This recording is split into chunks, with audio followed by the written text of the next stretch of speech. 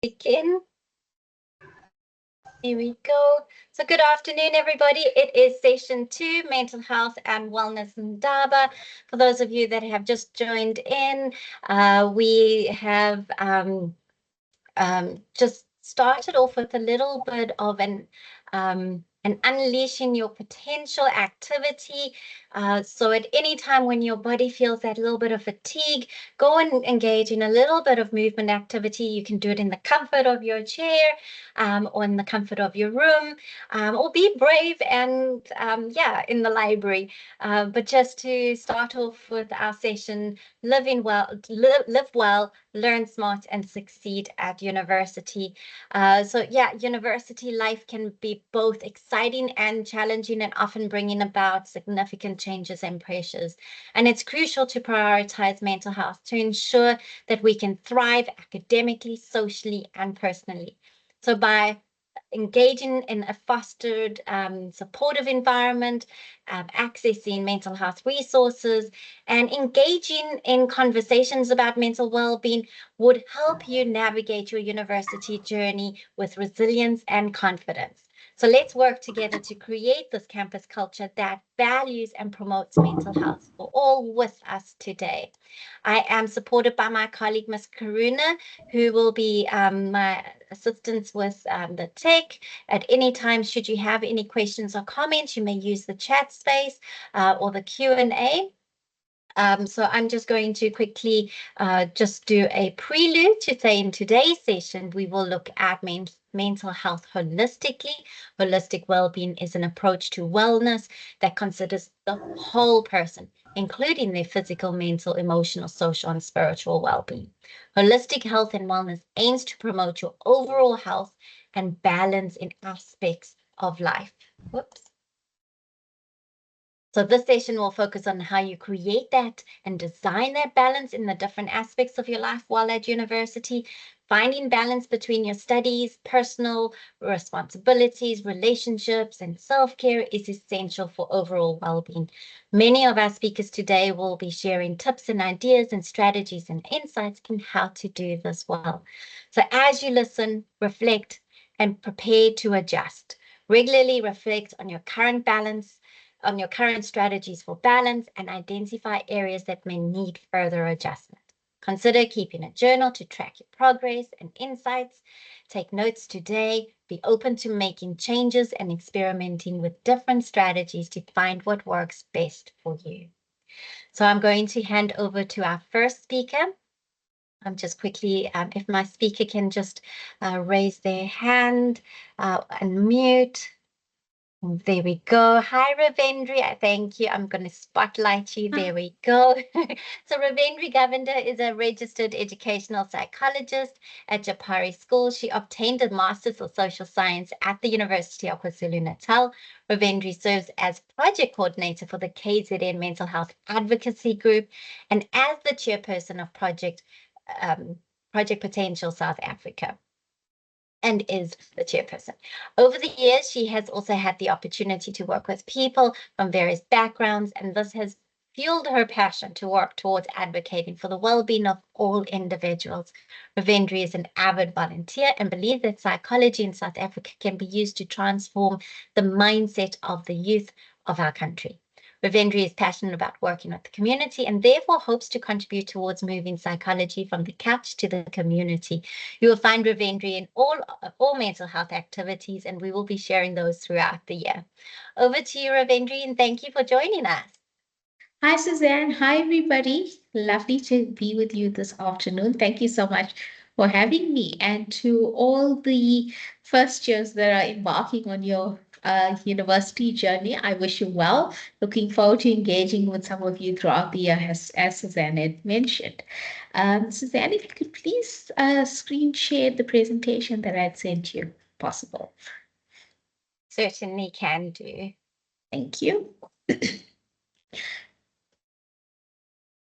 So while Suzanne is doing that, I just want to find out from everybody, how are you feeling today? I've seen your program. You sat through some orientation in the morning. Feel free to type in the chat. How are you feeling? Are you feeling excited? Are you feeling nervous? Scared? yeah, just some options of how exactly are you feeling following your morning's orientation going on to this afternoon and the start of your university journey. I see some people are feeling thrilled, which is amazing, excited. Cool. All right. So this afternoon we're going to be talking about promoting a positive mental health attitude and how we can maintain a positive mental health throughout the year, especially when times get tough and when the year gets busy, we tend to neglect something like our mental health. So the aim of this session is to build in tips and tricks that we can practice in our daily life so that we maintain positive mental health throughout the year. Thank you. You can move to the next slide, please. So I see a lot of people have been saying that they're feeling excited and they're feeling thrilled, and that is great. And so for today, we're going to bear these thoughts in mind as I take you throughout my talk.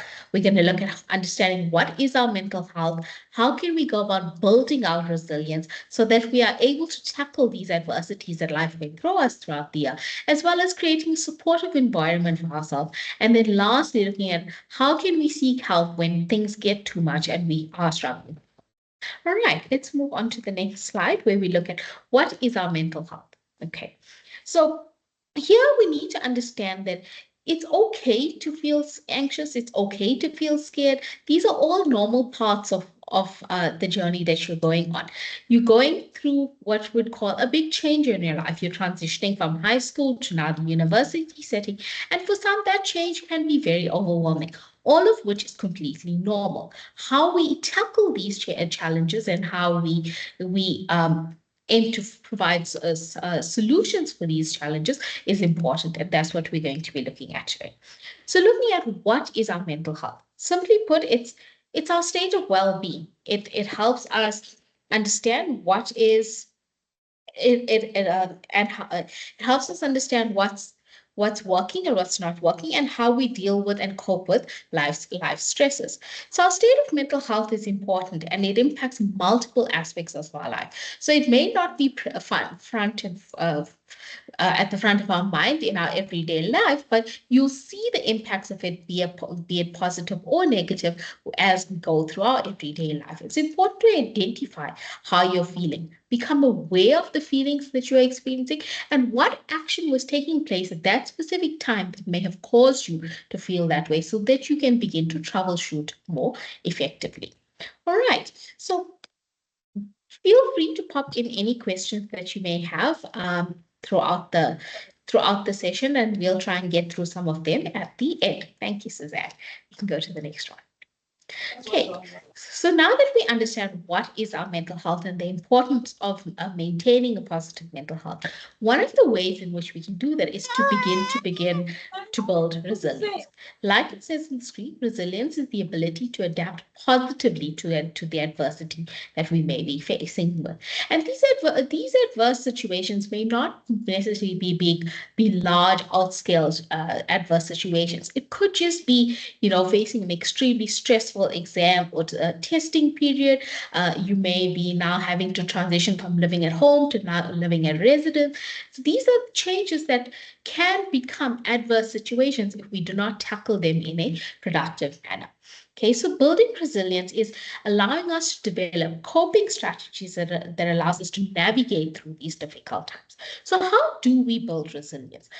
I'm going to provide you with some suggestions how we can go about building our resilience. Obviously, this is not an exhaustive list. And, if you are keen to grow your techniques on building resilience, you're welcome to contact me or any of the other providers who's presenting today. And I'm sure your college will have all of our contact details to share with you. So let's start very simply on how we can go about growing resilience, starting by developing a growing or growth mindset.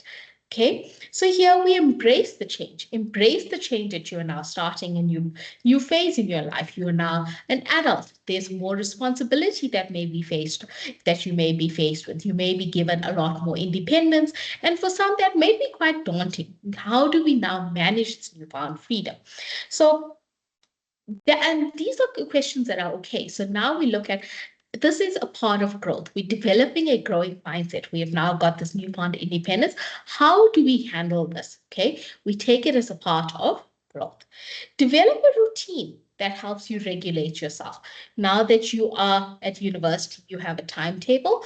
You may not have extracurricular activities just yet, like you would have at high school, but your body is accustomed to a routine. Ever since you were little, you had a routine. You got up, you brushed your teeth, you went to school, play school, then primary school, etc. You came home, you did your homework, you had a routine.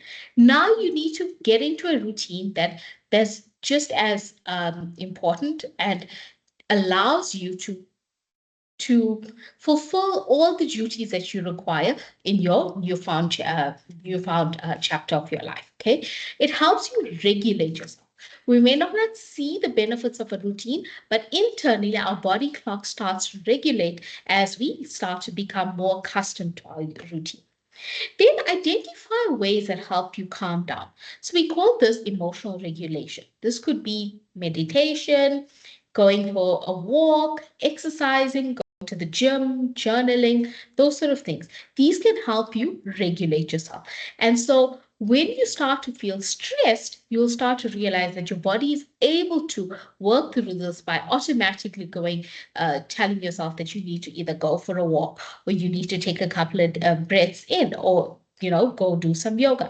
These are techniques that start off simply and become a part of your life. But when you feel that you are feeling a little extra stress or there's some adversity, this becomes a natural response to dealing with that adversity. Second, or then we look at how can we manage our expectations, because we're going into this year with a game plan and uh, all these goals that we might have for ourselves, especially as a first year. We want to give this our best, but it's important that we set realistic expectations, set realistic goals for yourself as well. Break down your task into manageable steps so that you don't become overwhelmed throughout the year. Okay. And then look, lastly, engage with your social support structure. So can I ask you, who is part of your social support structure? I'll give you a second or two to type your answers in the chat box. Okay, while you're doing that, let's just look at what is the importance of a social support structure. So it's important that we identify people in our community and in our lives that we can lean on, especially when times are tough. Okay, these are people that we trust, that we've developed a relationship with, and we feel comfortable in sharing with them when things are not always going as planned. Okay, so some of these people could be friends, family, community leaders, colleagues. You might meet new friends as well. These are all form part of your social support structures and your support systems. Leading on your support system is a very vital part of building resilience, because these are individuals who you will be comfortable enough to notice when you're feeling slightly stressed or overwhelmed, and will be able to support you in gaining the necessary help that you may need. Okay. And then lastly, we move on to seeking help. Okay. When things become too much and you find that speaking to your support structures is not helping, you don't feel like you can cope on your own anymore, you're unable to manage all the deadlines and the expectations and pressures that come with being now a university student, it's important to seek help. Do not suffer in silence. And I see Anne is here from SEDAC, will be speaking after me, and I'm sure she'll definitely be sharing the helplines that SEDAC does help. So some of the other ways in which you can seek help. Firstly, reach out. It could be speak to your lecturer if you're not coping with the deadlines associated with the model. Speak to student support services. They've got wonderful student counselors that are there that are able to assist you. Stay connected. The more you withdraw, the more difficult it becomes to seek help. So stay connected with somebody who can assist you in gaining the necessary support and help that you need. There might even be a student support group that you can join to engage with like-minded peers who can assist you in navigating the way in which you seek help or overcome the stresses that you may be feeling. The university might have support groups, but SELEC also has a whole load of support groups that they might be able to refer you to. And then also look at the campus student support services. Student support services is a free service that is offered to university students, and I encourage you to make the most of the services that are available to you. And then lastly, like I mentioned, SADC has a whole list of toll-free helplines that are available 24/7 for individuals who are in need and are unable to access student support services at that point in time. And Anne will share those details with you a little later. So that's it for me. It's a very short snippet on promoting positive mental health. And I thank you. Thank you for your time. If there's any questions, I'm happy to answer them. And I wish you all the best for the year ahead. Just remember, take it one step at a time, and you can do this. Thank you. Thank you so much for that, Ravindri. And I loved how you gave us that insight into what is mental health and what to expect when we transition into university. And I think that's what we needed, just, a reminder of these quick things that we have done already or that we have done in the past that we needed a reminder to keep doing, like, looking at establishing a growth mindset, managing our independence with a good routine and managing ourselves with the time that we have. I like how you spoke about the importance of emotional regulation and managing, those expectations. And I'm thinking of those inner expectations we have of ourselves and our expectations from our family and our communities, and that you reinforced seeking help. So thank you so much for that. And I wonder if there's any questions. And yeah, there's a lot of responses to your questions, which I really I'm love. glad. And I think we already have our established support systems. And just to remind everybody, you also have a team at university, which we have shared with you over the course of the week, who you could connect with. So Ravindri, thank you so much for your time. It was an absolute pleasure hosting you, and we shall see you soon. Thank you, everybody. Thank you, Suzanne, and have a lovely day further, everyone. You too. Thank you. So I'm going to prepare for our next speaker. And as I prepare my introduction, I am quickly wanting to spotlight. There we go. So our next speaker is Anne Rajkumar. Anne is a project coordinator at the South African and Anxiety Group. South African Depression and Anxiety Group. Her responsibilities included coordinating all the activities pertaining to the rural and outreach projects. She has a postgraduate degree in industrial and organizational psychology.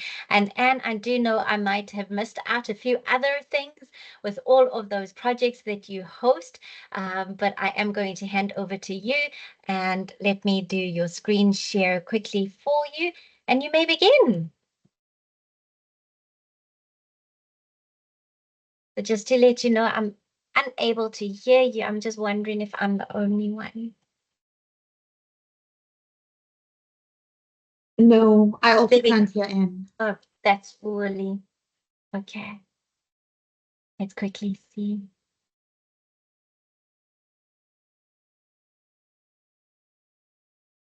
And would you like to maybe exit and rejoin, because sometimes I find that might be the cause with audio. It's happened to me before. Perfect. Okay. So we're just going to quickly sort out some audio.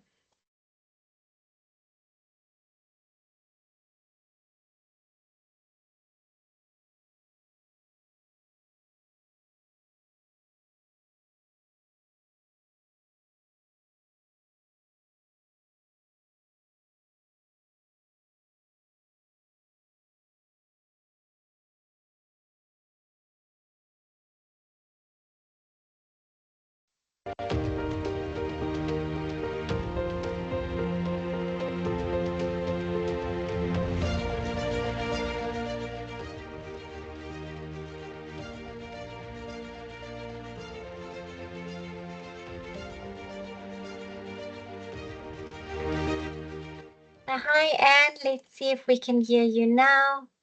Let's have a look.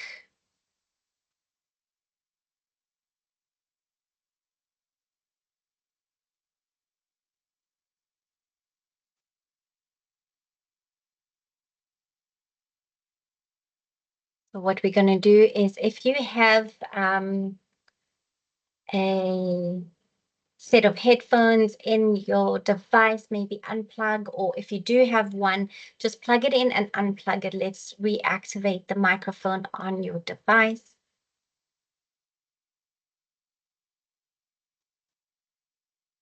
You can unmute. There we go. I hear something. Okay, that's a participant that has unmuted. And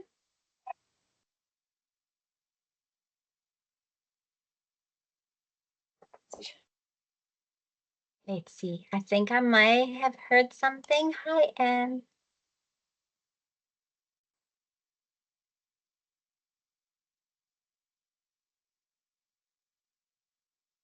Okay, so it seems like we're still unable to hear you. Try again. And for the students that are unmuting, please may you just keep your mics on mute just for a little while for me. That would be really helpful. Shamil and Zilakuhle, can you please mute your microphones?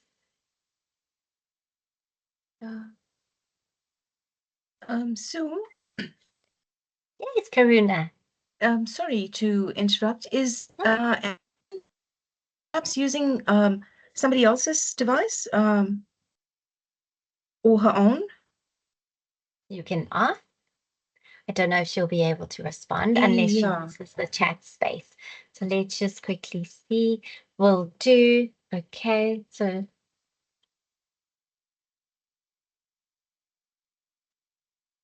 I'll give it a quick moment. Sure.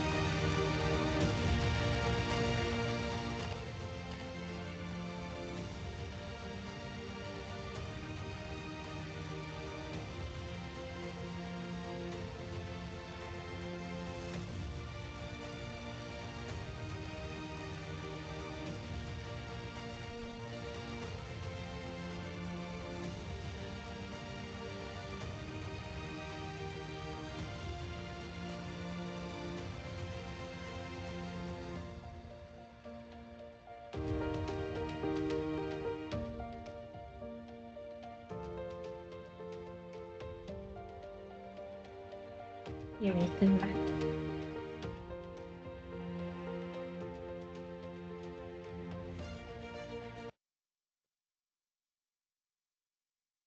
Let's test again. Hi, Anne.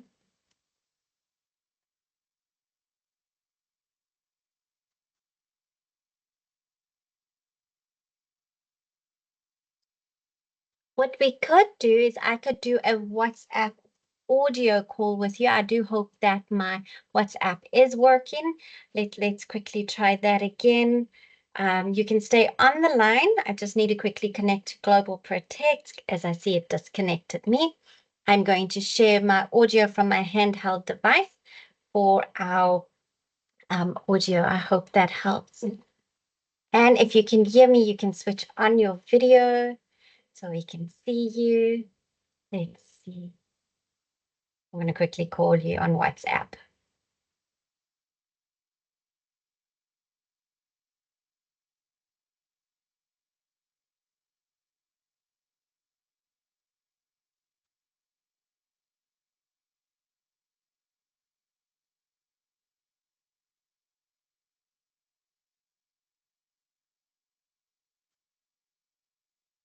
Just quickly looking for you. And if you're able to hear me, you can try and switch on your camera. Let's see if we can do that.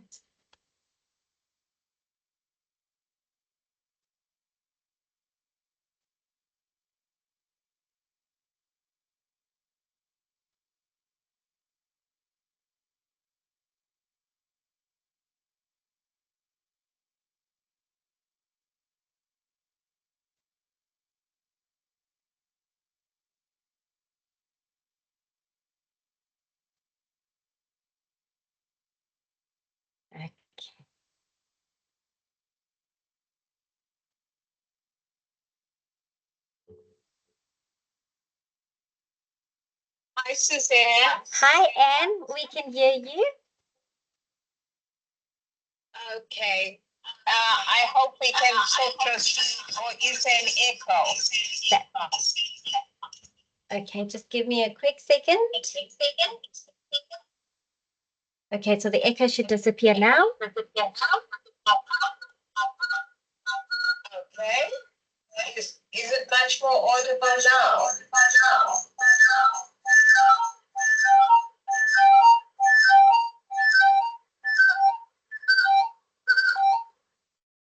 Okay, let's try that again. Yeah, I'm picking up a lot of audio feedback. Okay, just hang on, just give me a quick second. The audio feedback should be gone now. Is it better now? Okay, can you decrease the volume just a little bit on your PC? Okay, I'm fine to increase the volume. No, decrease. Decrease on your laptop. Let's see if we can hear you better. Oh, I see you've unmuted. Okay, I'm just muting you on the Zoom, on the Teams meet because we're unable to hear you through your microphone. But can you, on your device, your laptop, you can decrease the volume?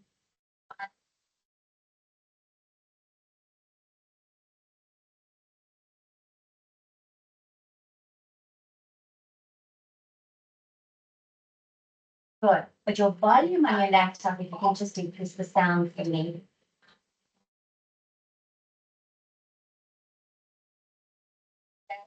Completely all the way down. So that is only me and you on the WhatsApp call.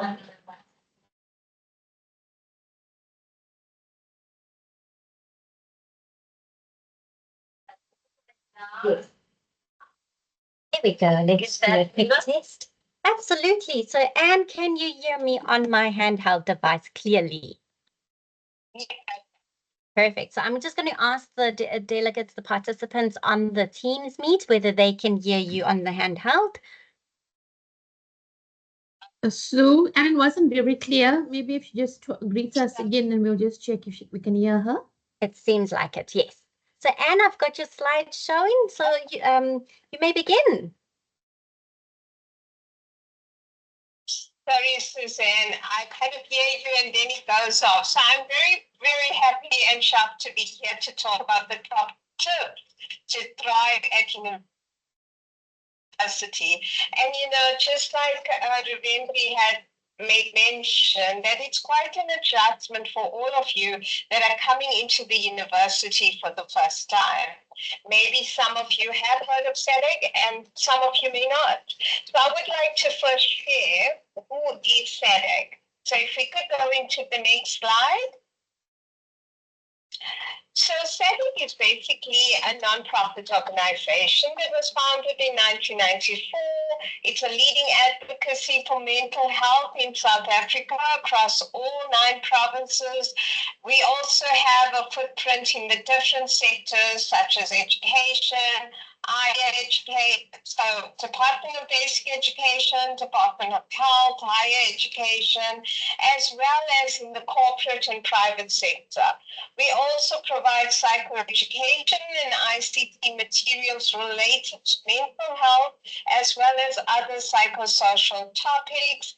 And so we host over 80 plus helplines that deal specifically with depression, trauma, anxiety, panic, suicide, bipolar mood disorder, substance abuse, as well as we also talk about grief.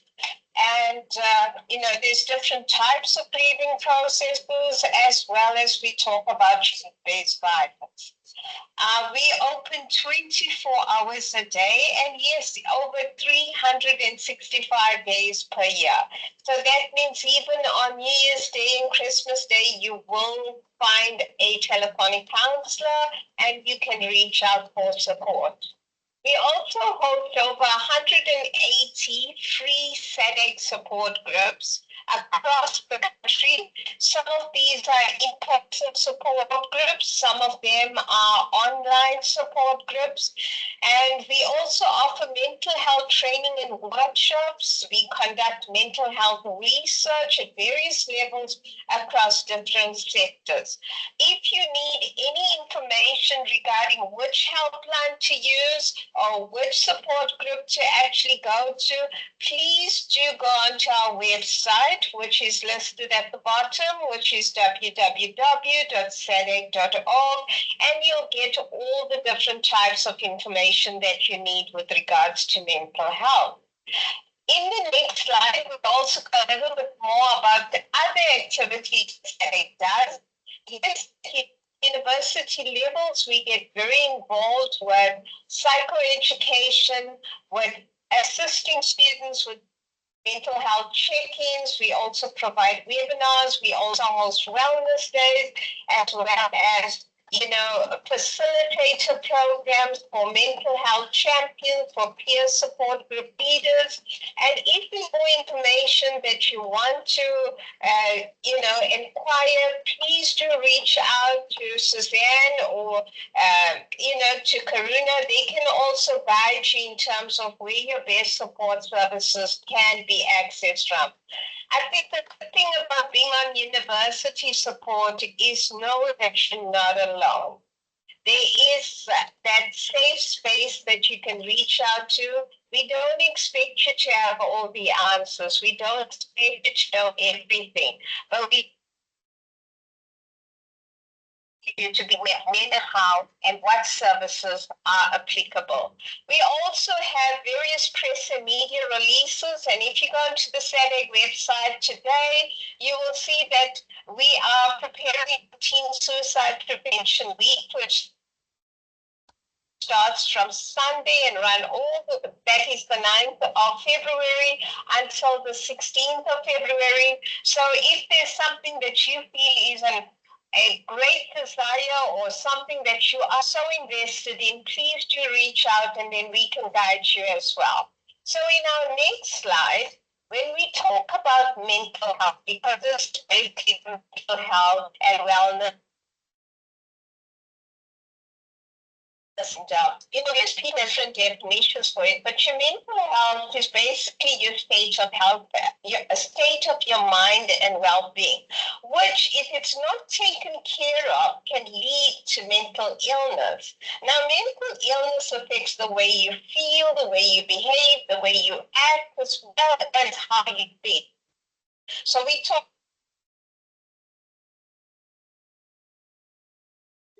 about aspects of behavior. But interestingly, it's not just one little dot on where this is now normal behavior and that is abnormal. If we go into the next slide, always know that your mental health is on a continuum. You can be healthy where you can, you have normal mood fluctuations, you perform well, you concentrate well, you have hardly any sleep difficulties, you're socially active, and you can concentrate. Whereas you can then move on to a responding or reacting stage where you become a little bit more irritable, nervous, more sadder than usual. You can also lead to forgetfulness and trouble sleeping. And then you find that your energy levels start to dip, and that you have mode. So if you're finding that you're avoiding people, avoiding places, avoiding your academic deadlines, if you're procrastinating, you're withdrawing from friends and family members, that's the time to actually get concerned. And obviously, crisis mode is when you're really not coping. You have angry outbursts. You have difficulties eating. Your eating habits have changed. You're constantly fatigued. You're not going out. And you are dependent on substances to keep you functioning.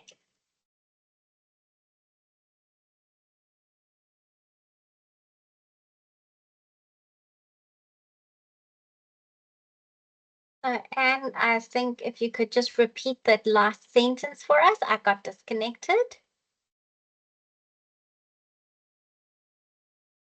Let's see.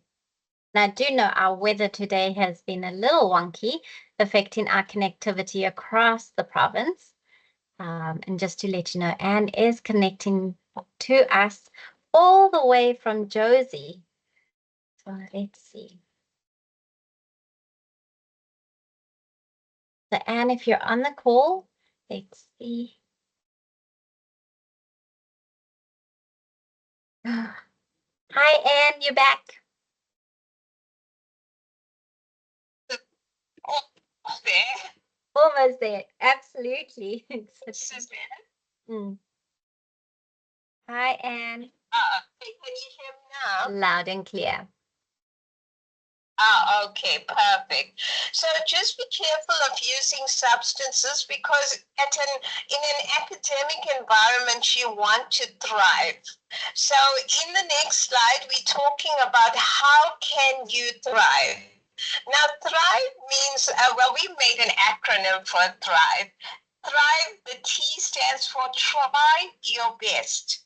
Remember, the only person you should be competing with is yourself. If you keep competing with other people, then you're going to lead to despair and you're going to lead to disappointment, and that's not very encouraging.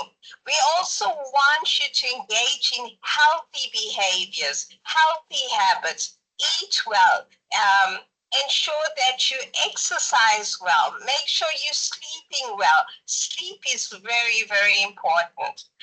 Also with the art, we want you to relate to others because you're a social person. You need social interaction. So seek out those social interactions that make you feel energized, that make you feel better about yourself. If you have negative people in your space, that can affect you in a negative way. The I means become more involved. Get involved in activities such as the sporting zone that we have at UKZN. Get involved in peer support groups. Get involved in volunteering. You can also volunteer at SADAG if need be. We also want you to get involved also, with maybe there is some music festivals. So all of these play such an important role in your holistic well-being. V means values. Live your values. Align it to the campus values. Align it to your academic values. Be invested in yourself. And the E means try to enjoy your experiences. Being on campus and being part of a university means it's a community effect. So adjust to it in the best way possible. Your experience is going to be very unique to how you invest yourself emotionally, physically, mentally, spiritually with the experiences you have. And remember, in order for your overall well-being to improve, you need to have positive education, positive self-help tips, positive ways of ensuring that your academic goals are met. So, this whole picture of things, it is up to you how you deal with it. And if you need any assistance with the Thrive framework, Suzanne, Karuna are there to assist you as well. They can guide you and they can actually give you tools. And I'm going to explore a few of those tools right now, but if you need any further assistance, remember, we work as in a collaboration. It's not just we do it alone. So into the next slide, we talk about how do you thrive. Well, first,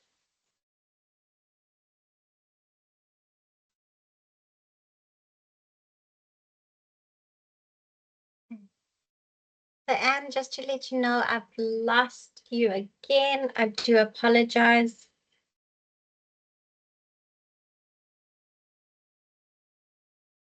to unpack a little bit more of what other steps you can do. So if we look at top tips for thriving, so Suzanne, can you move on to the next slide, please? And I'm so sorry, my network got disconnected. I had to shift to mobile. Could you repeat the three steps to thrive? Ask, listen, and connect. I'm so sorry. Oh, okay. No, that's fine. Well, this is just like an introduction. If you can permit, going to the next slide, because that will give us a little bit more insight into how to seek helping behaviors. And remember, top of mind, it's okay to not be okay. Doesn't mean that your world has come tumbling down. You are adjusting to a new environment, a new situation.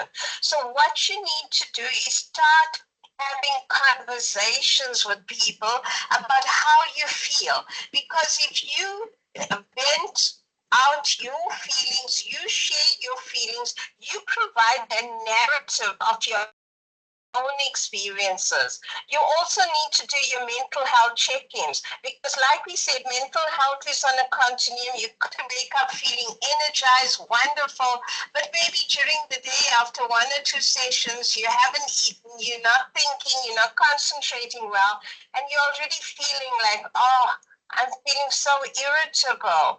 Always on a daily basis, as often as you can, do a mental health check, and then also find resources to help you gauge how you're feeling. There's a lot of apps out there. There's all find out from AI on your Google search. You can look for self-help tips, which you can also get from our website. You can get help and support and connect with others. And then in the next slide as well, we show you how you can actually do this. And you can identify your triggers, just like Ravindri also shared. When you identify your trigger for either using all your senses, your sight, your tactile sensation, you need to then see whether you are reacting appropriately and adjust your behaviors. If you feel that you can't adjust or regulate your feelings properly, you need to then get help from the student support services. Remember, you can't pour from an empty cup. You need to fill yourself up every day. You have to look after yourself, because when you look after yourself by validating your feelings, practicing your positive self-talk, building your resilience, finding your positive support constructs, escalating your concerns, then only you can help others. And if we look at the next slide, we also see that, you can practice things like mindfulness. Find what are your best self-care techniques, whether it's dancing for 2 minutes in the morning, or whether it's like, sharing your best song in the bathtub. Maybe it's taking a quick walk, or if you can't walk around, maybe you wake up too early or you go to bed too late. Just get up, do a few exercises, chair yoga, like the exercises that were shared by Chanel. I mean, it was lovely. Remember, for every 20 minutes that you sit or you engage in a particular activity, you should have another 5 minutes of distraction. You can practice mindfulness. And in the next slide, we show you some mindfulness techniques as well. So you can either use the breathworks technique, where you do box breathing technique, where you breathe in to the count of 3 through your nose, hold your breath to the count of 3, or you can breathe out slowly through your mouth to the count of 3. Some people do the 4-second technique. Some people do diaphragmatic technique. Some people do the finger breathing technique. All these techniques are really good. Belly breathing technique is also good. Also, you can listen to sounds. People are, your intelligences are multiple. You can either use visual cues, auditory cues, movement, kinesthetic cues, to actually integrate the information that you're seeing in your environment and responding in a positive way. So mindfulness techniques are really good. If you get very anxious, your therapist can teach you grounding techniques, or you can seek help from SADC. And I'm going to share with you now how you can seek help from SADC. So if we go into the next slide, there's all these different websites or resources that can assist you externally. But into the next slide as well, we go with what the SADC helplines are. Now you'll notice there's the 0800 numbers. Those are toll-free numbers, and even if you dial out from your cell phone, the calls are free. So we are open 24/7, and these are the various helplines we have, some of the 30. And we also have an SMS line, which is 31393, and we have a WhatsApp line, the 0768822775. You can WhatsApp us, but the WhatsApp line, unfortunately, only works from 8 a.m. to 5 p.m. Whereas the toll-free numbers, you would be sure to get a counselor at the end of the line that's going to engage with you. Into the next slide, there is a specific helpline that deals with university students across the board. So whether you are UKZN, Howard College, Westmore Campus, Edgewood, Pietermaritzburg, you can dial in on the 0800 36 36 36 number. It's a 24-hour helpline, and that's paid for by the Higher Health Department. So if you need a counselor specifically for university helplines, do contact that number or the SMS, or you can contact us on Facebook, X, it's no longer Twitter. We need to update that. And there's Instagram at SADC Official. So there's so many ways of getting through to us. We also, on the next slide, show our SADC social media handles. So everybody these days on social media, just be very careful of what you post there, because it can be also a platform that can cause you to harm yourself or others. So we want you to practice positiveness and positivity on the social media platform. If you see negative responses, don't respond. Restrain yourself and rather choose a platform that's not public, where you can give in to how you're feeling.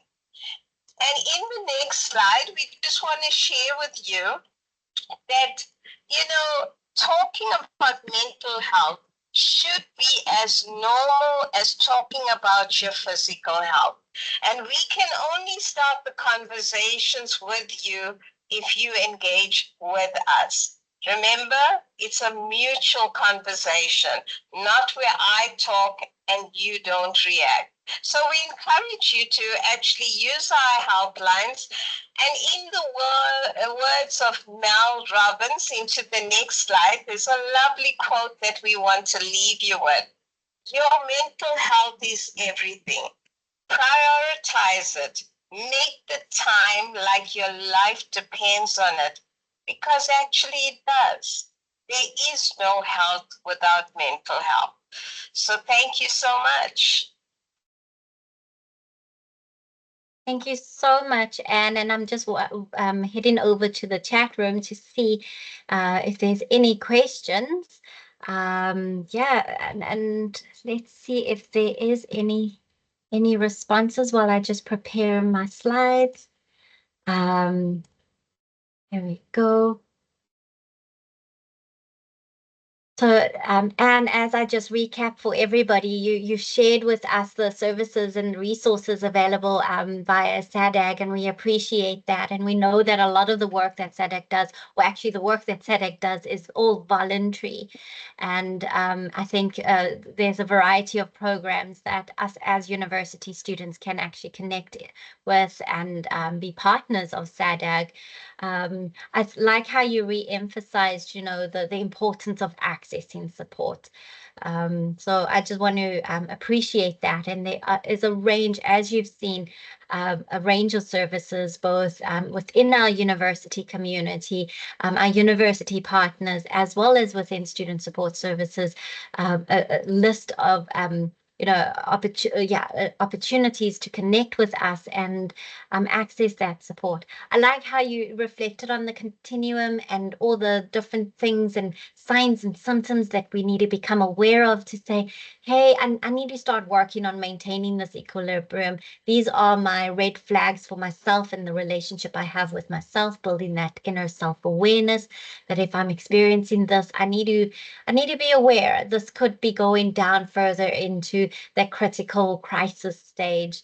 I was super excited to see the thrive and the different stages. And at the end of the session, I will definitely reshare that slide. That was really helpful. I think all of our speakers have spoken about that help-seeking behavior, and your tips definitely re-emphasize that. As we refuel and revitalize ourselves in the beginning of the year after a very busy matric year, I think it's so important now to start with that routine. And you've given us beautiful ideas with self-care, grounding and meditation activities.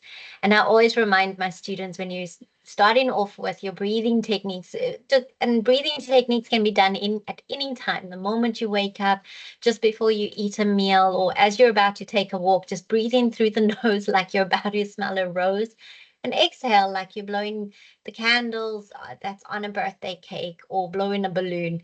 And it's just, this is something we do every day. We breathe every day, but we need to breathe intentionally just to ground and kind of settle ourselves and our minds. So thank you for that, Anne. I appreciate you. Anything else you would like to share? I know this is in conclusion, and I appreciate you. Thank you. Oh, we've got a raised hand. So Lisa, you may share, unmute, and ask your question to Anne.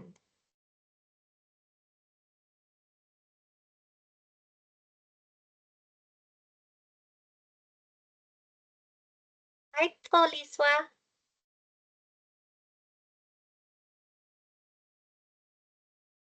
Or maybe she's having the same issue as me with the mic. Yeah. There we go. Sorry, I mistakenly raised the hand. I didn't mean Lisa. to.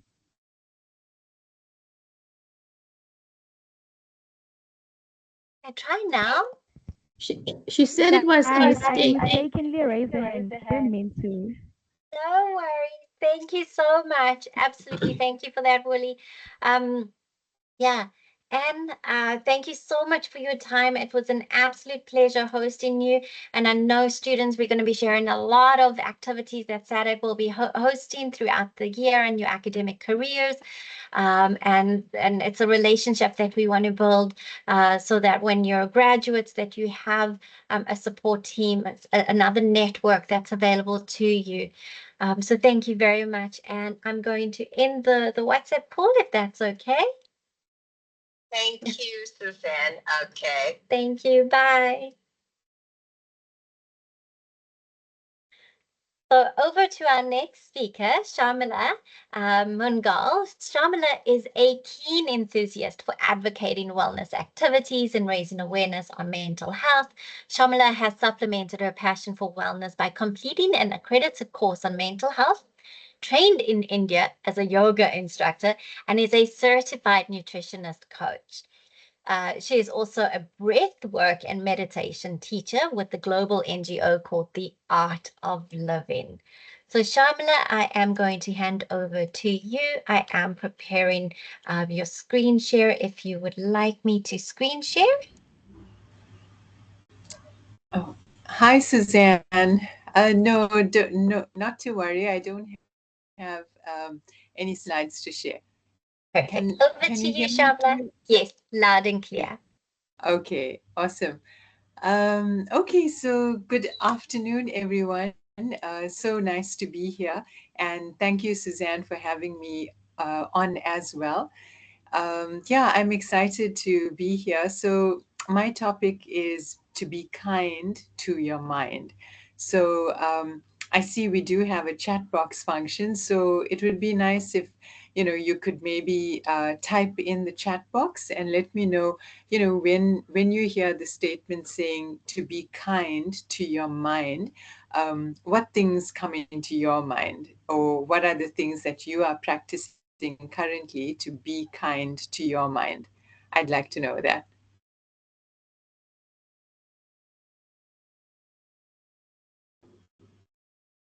So,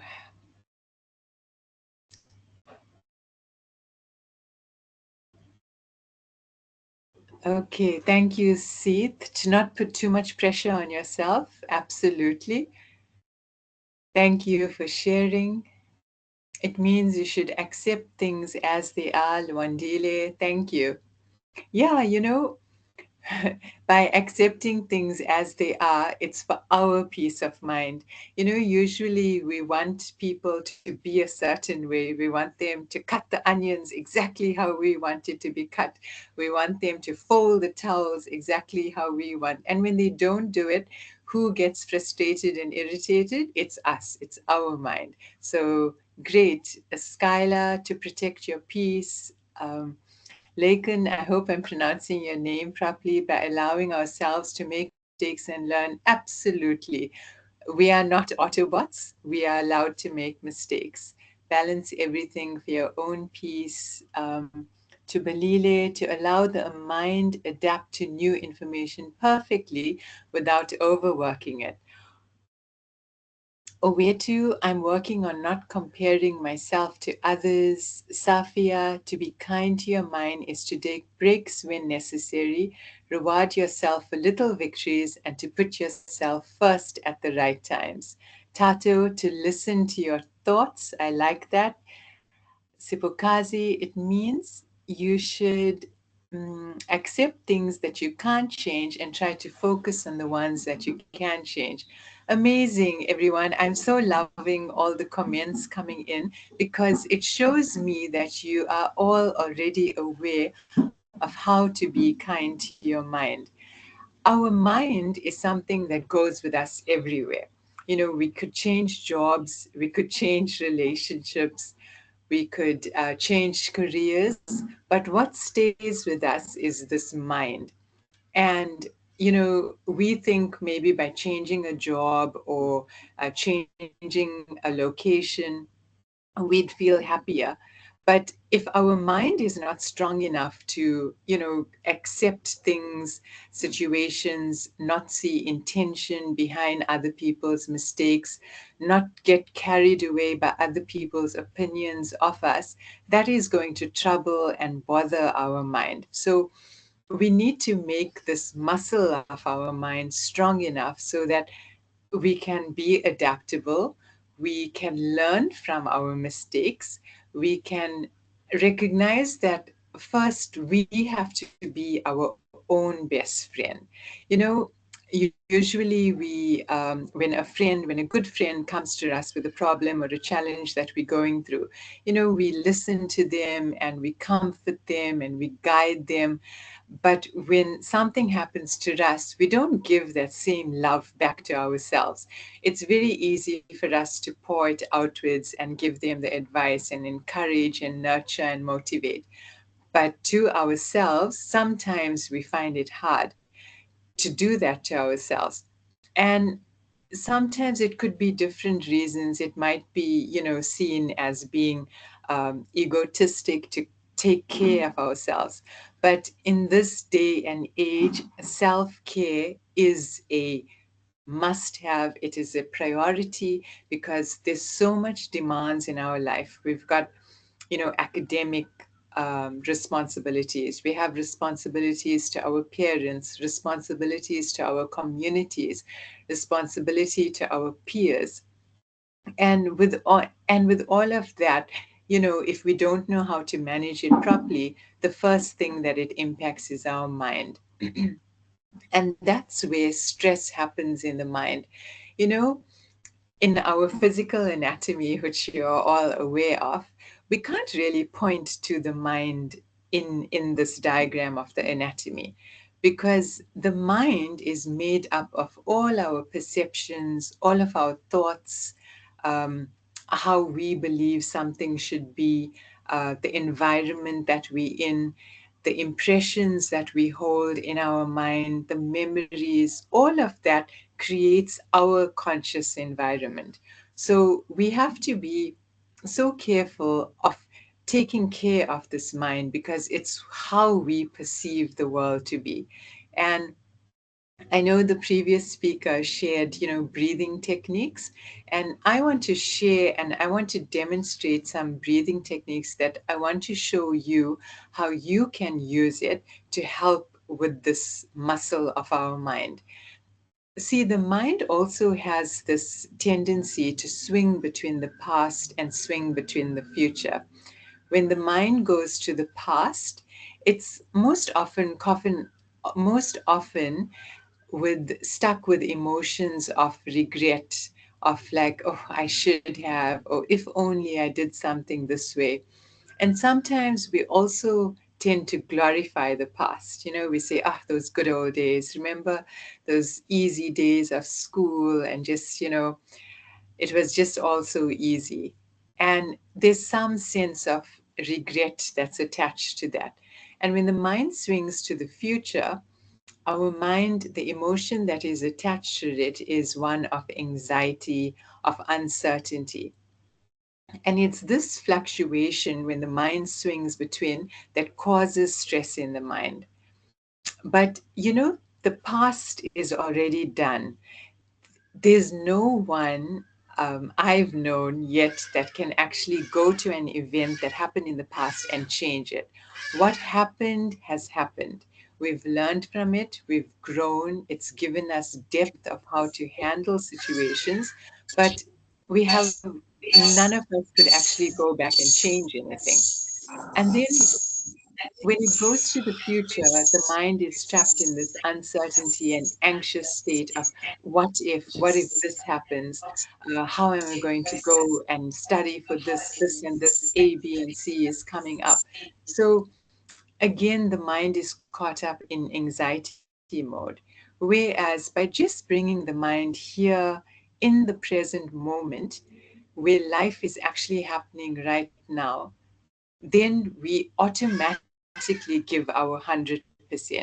When the mind is stuck in the past or it's moving to the forward, then we are diluting the gift of the present moment of right now, right here. I am giving my 100%, for example, to this presentation. I'm not worried about what's going to come later, what meetings are happening later, nor am I being stressed about a mistake that I did yesterday or somebody that told me something negative yesterday. I want to give 100%. And I do that by the awareness of my breath. Suzette, you had also mentioned, that our breathing is something that we do all the time. Like right now, each one of us are breathing. Breath is that source of life.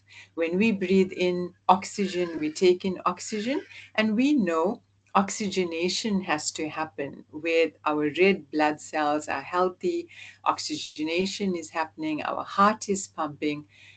And when we breathe out, toxins are being released. So we're breathing out CO2 and we're taking in oxygen. But what happens is that we don't know how to breathe properly to bring our mind to this present moment. We also take we don't take very long, deep breaths. So when we start to take longer, deeper breaths, this has an impact on our psychosocial system. We have a sympathetic nervous system and we have a parasympathetic nervous system. By taking longer, deeper breaths, this regulates our breathing and it regulates the calm and relaxed state of mind. And when our mind is calm, when our mind is relaxed, we take better decisions. We respond to people better. If someone is telling us a negative opinion or giving us negative feedback, we're not going to get so fidgety and anxious and worked up about it. We are able to bring our mind to the present moment to say, okay, this is this person's opinion, and I'm going to take what's going to benefit me. instead of reacting and going into anger and then saying things, that you later on will regret. So I'm going to teach you a few techniques now that you can all do. And I can't see, I'm not sure, I don't think so. People have their cameras on. If you are comfortable, it would be lovely if you could turn your cameras on so I could also see you. And then together we can do these techniques. So we teach it as part of the Art of Living courses. And the first technique, which I'm going to teach you, and please do it with me so you can get the experience and you can get the benefit of this breathing technique as well. Ganati, I see you have your hand Yeah. raised. No, so Yeah. Shamila, I'm not sure if it's just me, but I can't see your video. I'm not sure if the others can. Oh, okay. My video is on. I can see myself. Anyone else? Thank you for that, Wooly. I didn't see your WhatsApp message. Shamila, can you maybe switch it off and then back on?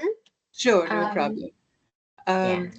Sorry, meaning must I log out and log back in or just turn my No, camera? just turn it off and back on, and let's try Okay. that first. Okay. If that doesn't work, then we'll just rejoin. Okay.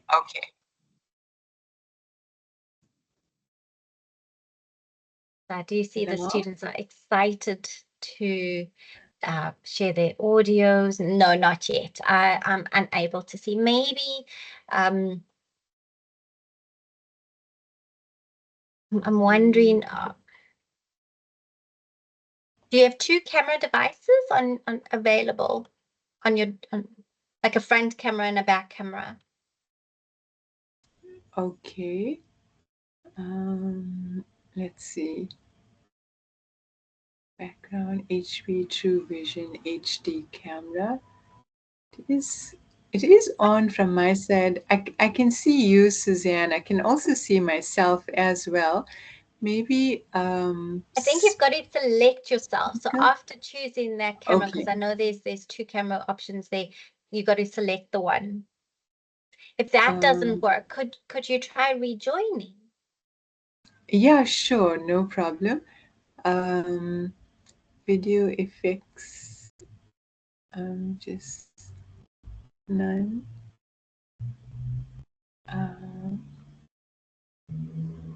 Okay, is the video showing now? No. No.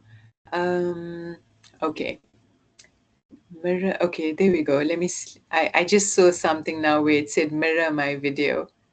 Okay, so that was just to kind of turn your camera into a mirror so that you Okay. the left is on your mirror right. Okay, so maybe you could rejoin if that's helpful, because I know you're going to Okay. demonstrate right now. Okay. Yeah. Sure. Okay. Sorry about that. I'm gonna quickly log off and I'll rejoin. Awesome.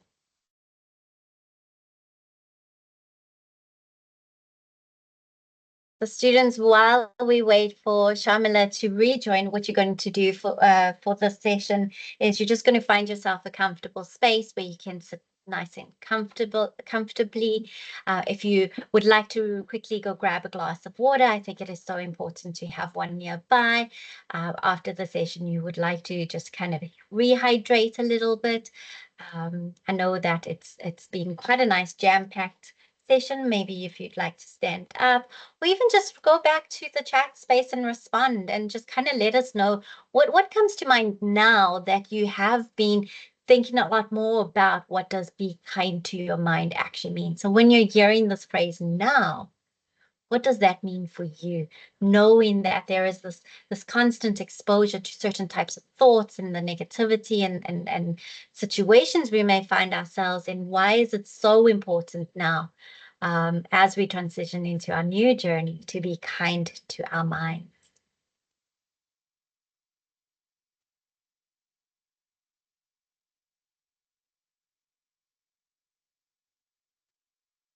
So while we wait for Shamila to rejoin, maybe go and encourage your peers to rejoin the session. I know we've been quite busy and so immersed in the speakers. You could go knock on your neighbor's door if you're ready and raised to say, come join us. We're going to do a live demonstration, a really nice grounding, clearing the mind activity.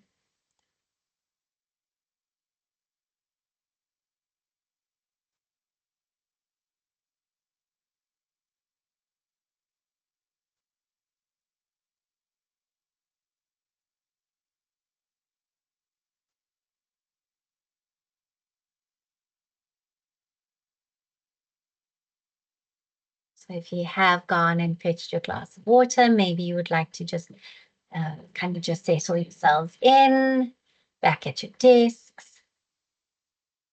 I know some of you may have lain in bed because it is a nice chilly little day out in the country. Let's see what comments we're getting now in the chat space. Okay. Hi, Oh. Suzanne. Can you see me now?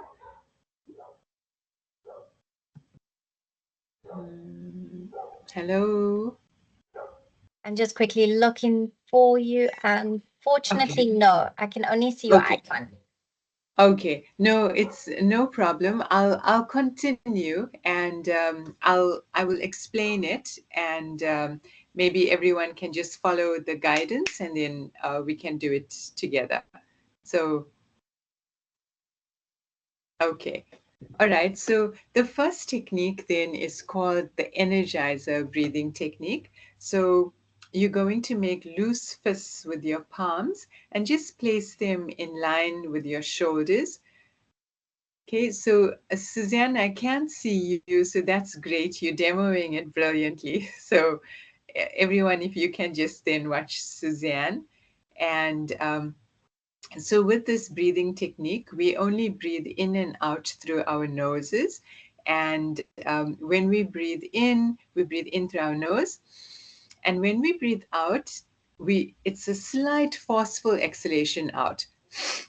So it's like we're clearing our nose when we breathe out. Okay, and then with this breathing, there's also hand movements as well. So when we breathe in, our hands go up, our fingers open up wide. So up high to the sky. So breathing in and breathing out. As we breathe out, we let our hands fall back. And and then our palms open back into closed in front of our shoulders. So I just saw something, press Control, Shift, and Q. I'm just going to try that. Control, Shift, Q. Okay, I've tried, Mikhail, but it doesn't seem to work. Okay, so we can just follow Suzanne then. Okay, so loose fists in front of our shoulders, in line with our shoulders. And we'll take a normal breath in through the nose and a normal breath out through the nose. Another deep breath in through the nose. And breathe out. And then together, breathing in, hands up, fingers open wide, and breathe out, slight forceful exhalation out. Breathe in, hands open up, fingers, breathe out. As we breathe out, slight forceful exhalation out. Breathe in, hands up, and breathe out. Breathe in, breathe out, in, out, in, out, in, out, in, out, in, out, in, out, in, out, in, out, and relax. Palms open, resting on the knees, And just return to normal breath in and out. And just notice any sensations in the body. And we'll do one more round. Loose fists in line with the shoulders. Let's close our eyes. Take a normal breath in and breathe out. Another full deep breath in and breathe out, fully exhaling. And together, breathe in, hands up, fingers open, breathe out. As you breathe out, just allow gravity to bring you back to the beginning position. Breathe in, hands open, fingers wide, breathe out.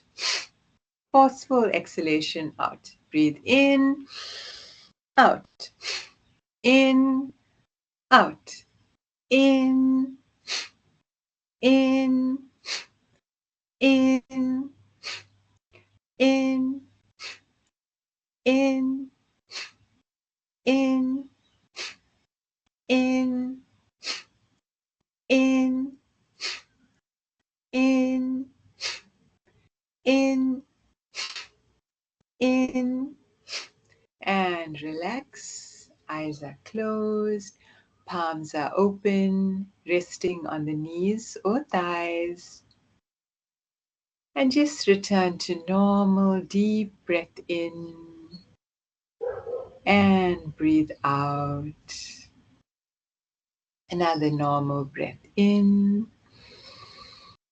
and breathe out. And you can open your eyes. And if you manage to do the technique, let me know if there's any change in the mind, if there's some increased energy, how you're feeling, if the mind is here in the present moment. So, Sipukazi, it actually works. I feel more relaxed. Lovely. Mnele, feeling more relaxed. Noma, definitely. Shamil, my heart is pumping fast. Very good. Your heart is active. You feel alive. My mind feels clear, Mohammed. That's amazing. So we teach these techniques even to campus students. It's called the Campus Sky Happiness Program. And almost, initially when we tell the students we're going to teach you how to breathe, and they all roll their eyes at us like, ma'am, we do know how to breathe. It was the first act of life, when the doctor smacked us and we started crying, it was the lungs that started their first function of breath. So it's so amazing. You can do this Bastrika, this energizer technique, once a day in the morning and then once again in the afternoon when you're feeling a little low on energy. And it automatically just brings your mind back into perspective. There's this present moment, clarity and calm. And as you can see, it really works. Usually we do 3 rounds of it and at counts of 20. But I do know that I've lost out time in, joining and reconnecting. So when you're doing it on your own, um, when you're doing it on your own, do it for counts of 20. Each count of 20, just give yourself like a 1-minute gap in between before you go on to the next. So I'm so excited. I just also saw Safia's message. It really feels like a weight is taken off your shoulders. That's amazing, right? Zoliswa, I feel more relaxed. Amazing. And when our mind is clear, we are able to even take in knowledge. So I used to also be a lecturer and I used to do these techniques with my students before a class. And it really set the tone for the class because it was, everybody's moving from class to class, lecture to lecture. And when all the students come, there's always like so much of buzz happening that this technique just brings them back into the present moment. So I'm so excited to see the comments that it works, most importantly, and that you can see the benefit. And in closing, in being kind to your mind, just be your own best friend. Take time to nurture this muscle of your mind. Again, I'm emphasizing that wherever we go in the world, what travels with us is our mind, our memories, our impressions, but it shouldn't dilute us from the gift of the now, of this present moment. And using our breath is one of the tools that we can bring ourselves to this relaxed, calm state so that the mind is clear, so that negative thoughts don't take such a strong impression in our mind. You know, people's opinions don't deflate us, neither inflate us. We just remain equanimous to what's being said, and we just stay focused in our goal and and and press forward and just know what our goals are and be able to deal with it. And also, you know, it's so important to have a strong support system as well. I know the previous speaker also shared all those numbers and contact details. So, you know, make sure, don't feel, you know, I'm the odd one out, because all of us are experiencing some level of stress in our lives. It's normal, but you have to take care of your mind to be able to deal with the challenges that come. And you can do it. You already here, you're on your first year journey. You know what a journey it's been, studying and all those late nights and prioritizing projects, assignments, and now the world is yours. You're stepping into your first, you know, your degree program. So just keep with this greatness that you already have and learn these practical tools and how to manage your mind. So thank you so much for being so participative as well. And, you know, sorry, our videos didn't work, but seeing from the comments, I'm so grateful that all of you guys have done it. And yeah, from me, thank you so much. And I'm most happy that you have done the techniques and you've seen how it works for you as well. So thank you, Suzanne, as well for having me. And I do apologize for interrupting you there. no, And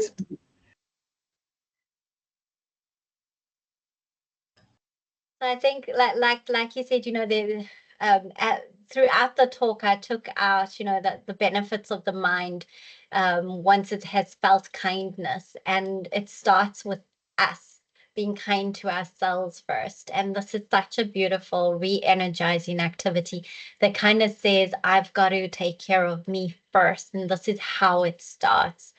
I mean, we're exposed to a range of negative thoughts and experiences, and this can affect how we will respond to future events. And you spoke about that thought process that happens so easily, that negative thinking, the should haves, I could haves, and then that creates that future fear of what if it happens again. And I think this activity really shares that just by feeling more alive, having a clearer mind, feeling more calm and relaxed, grounded, we're better able to activate the power of our brains, that the neuroplasticity of our brain to recreate new responses to situations we find ourselves in.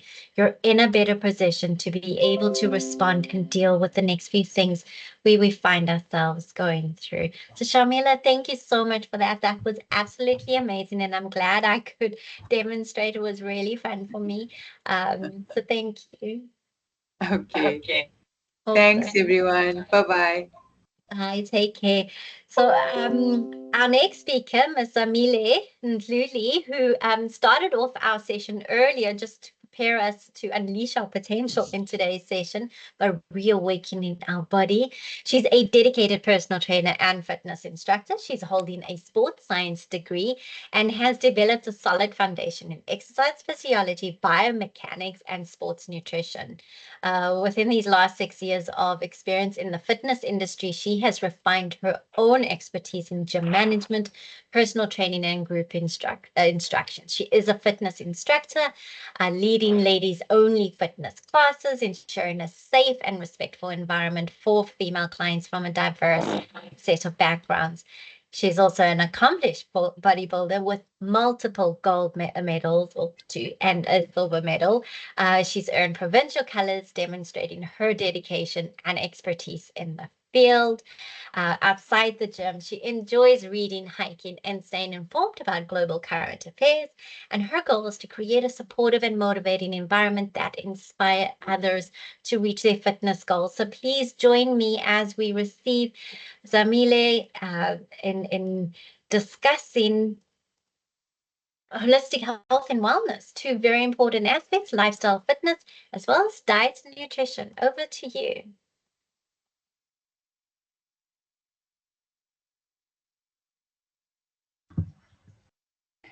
Hi, Susie. Are you able to share my screen? Absolutely can do. I'm just waiting for it to do a screen share. I'm just waiting for it to open. Give me a quick second.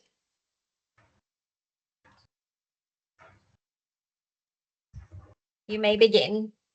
It should show in the next second or two. All right. Okay. Hi, everyone. Suzanne has done the introduction. So I am Zamile. Oh, Susan, by the way, I'm back at the sports science department, and I'm going to be continuing being a gym supervisor there. So yeah. Welcome back. Lovely to have Because you. I went away and then I came back this year again. So I forgot to update my profile. Okay, so I'd like to let the students know that I am going to be giving away 5 gym memberships, but it's only going to be for 1 month for everybody who's going to be participating in the talk with me. So we all know that at the university, it's like a transition. It's like a big step, especially if you are a first year. It's like you're trying to squabble a lot of things at once, and it becomes too strenuous, and you end up not having time to actually take care of yourself. You are only focused on your academic, especially the health science students. So it is my pleasure today to be able to talk to you guys about the ways to maneuver through, to be able to squeeze in physical activity and also be able to adapt the good eating habits as well as staying active. Can we go to the next slide, Suzanne? So physical activity. So the World Health Organization defines it as any bodily movement that is produced by your skeletal muscles that requires energy expenditure. It is beneficial to health and well-being. And regular physical activity, it improves the quality of life. And remember, a healthy body combined with a healthy mind, it means a healthy life. And that means you are going to be successful in all the areas of your life. And most importantly, your academic side as well is going to be successful. Next slide, Sue. So this is where I'm going to be starting to giving out 1 gym membership. So I'd like you guys to look at the diagram that that is posted on the slide, and I just need one person to explain to me the first diagram there that is scratched out, that is in red. One participant to explain to me that, what it means, limit sedentary lifestyle.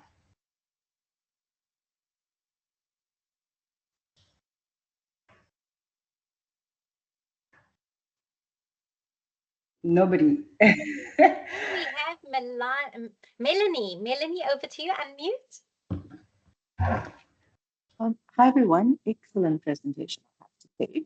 Excellent. I'm learning so much. With this sedentary lifestyle, it's for somebody that just doesn't get off. They just sit the whole day. Someone that's a couch potato, someone that doesn't do any type of exercise, doesn't believe in movement at all. It could be because it's easy to get into this lifestyle, because what happens is we get so focused with getting with doing our assignments and etc. And with deadlines to chase, etc. So someone that doesn't prioritize movement, especially I've heard this thing, the new it's the before cancer, it's very dangerous to be sitting when you start work You're sitting, you think it would be lovely next to a computer the whole day, but it actually isn't, because you don't move, you don't have any steps, you don't. What happens is we use our mind, we might not use our body, and it really Okay. impacts you. It really Nice. impacts you because it's So I think thank you makes you so much. lethargic. That is well explained. Was that a student? No, I'm not a student. Can you just give a chance to the students? I was just doing it for them. No, no, no, But I'll no, give, no, I'll give it to you. I'll give it to you. I'll give it to you. Can we have a student? Please unmute. I'm not going to be reading the chats. I just want you guys to. has raised his hand. Over to you. Hi everyone. Thank you for the opportunity. I think this meaning is that as we get into the university, our very own time is limited. There's so much work that we do.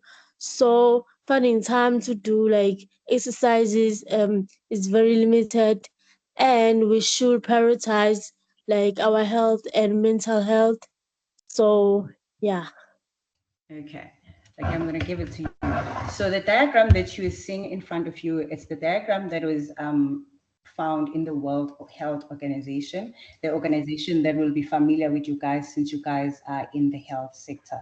So what they're trying to do is try to limit the time that we spend sitting and doing little or no movements, of which it's a typical life for students at university as well as the staff members. We have a tendency of sitting more than moving. So what they've done is that they have put a number of minutes, or should we say days, where they say at least get this amount a week, or amount of minutes a day, just for you doing movements to avoid you sitting forever. Because remember, if you're going to be sitting a lot, that means there's a lot that's going to happen. When you're sitting, there are muscles that are going to stiffen out. There are going to be muscles that are going to be overworked, and there will be muscles that would lose their elasticity, as well as others being stiffed. And you don't want that, because remember what we said on the previous slide, that if physical activity, it has to do with the bodily movement where there is an expenditure of energy. But when you're sitting, yes, there is a bit of energy expenditure, because obviously as a human being, you function because of the energy that you get through the nutrients, and that's the part that we're going to go through. So what they're saying is that for people our age, so we are at the adults and older adults, you guys are adults, so they expect you, or there could be some of you who are in the adolescent stage or later adolescent stage. So the World Health Organization says that at least try to get 150 to 300 minutes per week. And I think that should be roughly 60 minutes, 40 minutes or 30 minutes a day. You can do the calculations.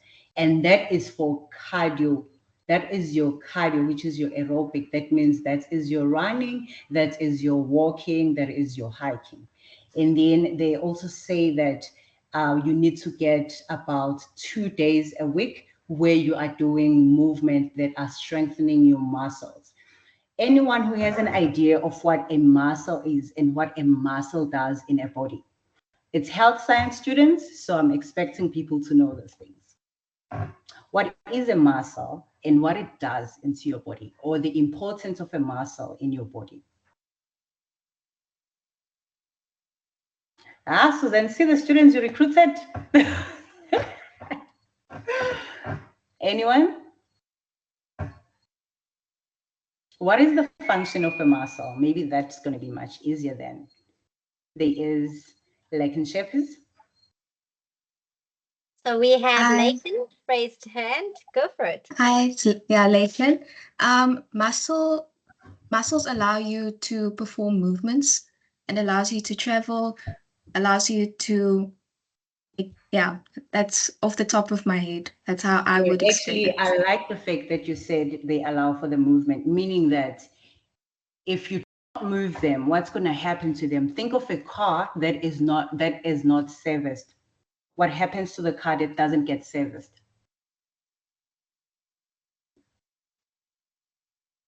Because you said you have your muscles, and your muscles, they do what? They are responsible for movements. So now I want you to think of physical activity as a service to your muscles. So what happens if you don't service your core? Rest up. This talk is for everybody because we're all going to be studying health science. I mean, sorry, we are in health science. So human body is our thing. So what happens to your muscles? Exactly. That means your performance is going to be decreased. That means your muscles are going to be weakened. So that is why the World Health Organization is saying that at least have 2 days dedicated to strengthening your muscles. That means you need to service your muscles so that they don't get rusty, so that they are able to carry you out. They are able to make you move around. They are able to allow you to walk to your classroom, to walk to wherever you're going to go. They are able to make you to be able to sit up straight and write your assignments, listen to your lecturer. Those are the kind of things. And then they are also saying that you also need to have time that you dedicate to balance. Who knows what balance means when it comes to physical activity? We are all talking here. We are health science students. So I know and Namika had her hand raised already, but Shamil just raised it now. So I think Shamil might have an answer. And then Okay. and Namika was just kept raised. Susie, are you noticing the ones that are answering? Yes, I am. Thank you. Okay. You can pick, Susie. That's your department. So let's do Shamil.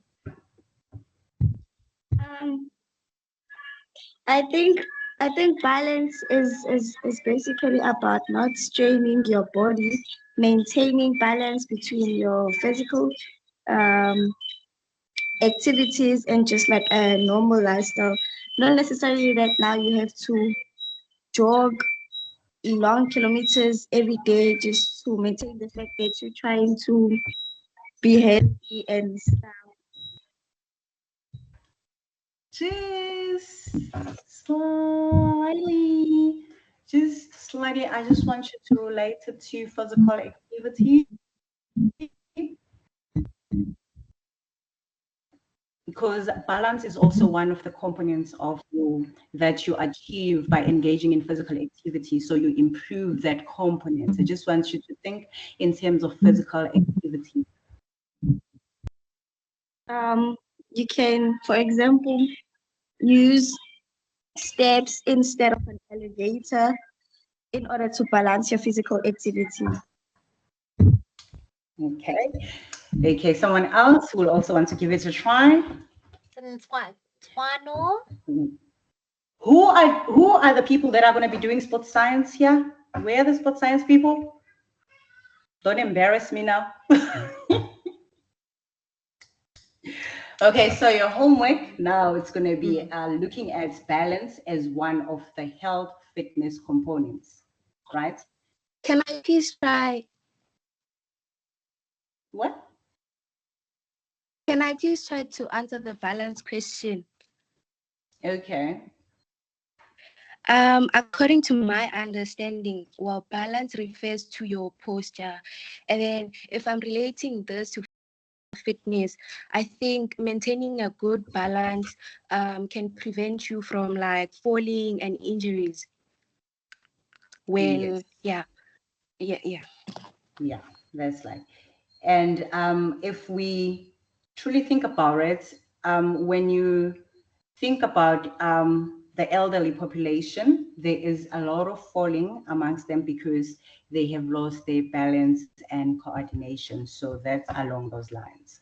So you also need to dedicate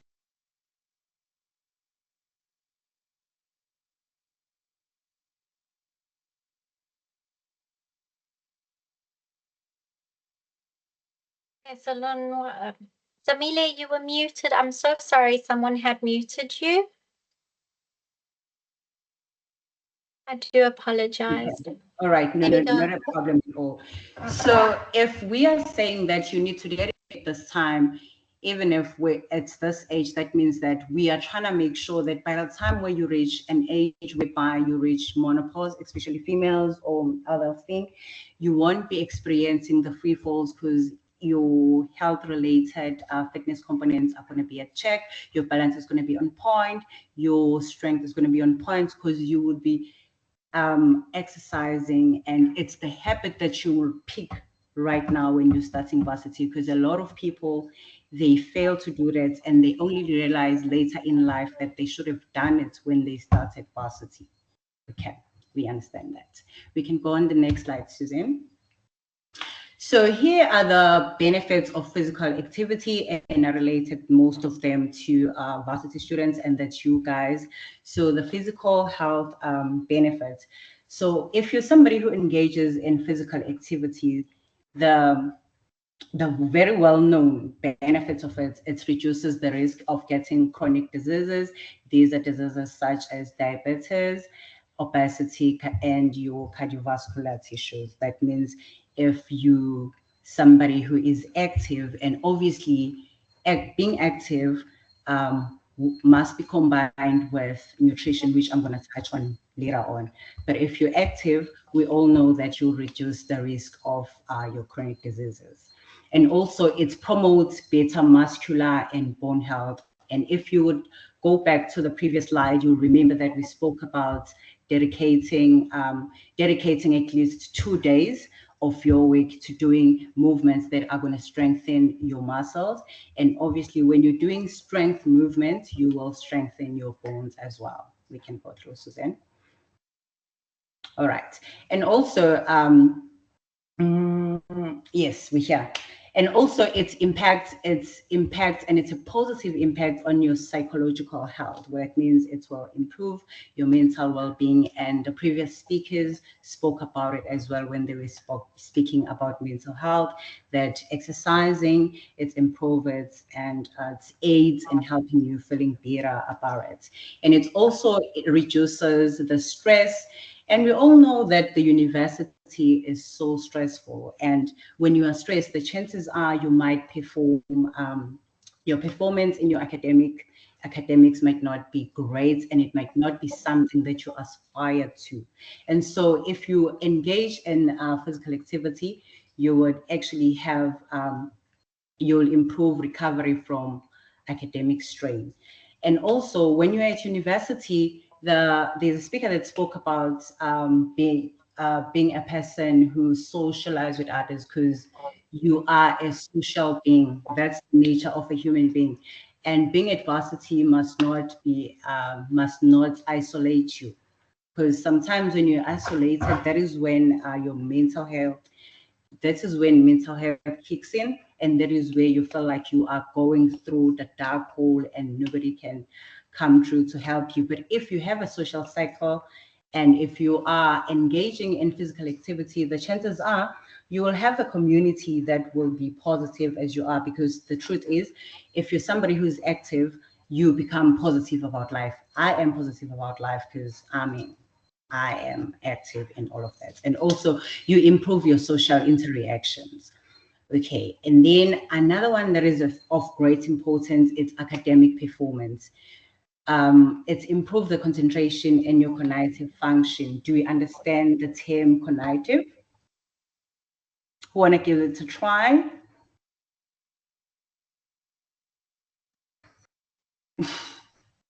Cognitive improves concentration. So think of concentration and then cognitive function. Cognitive function. Anyone who want to give it a try? That's cognitive function.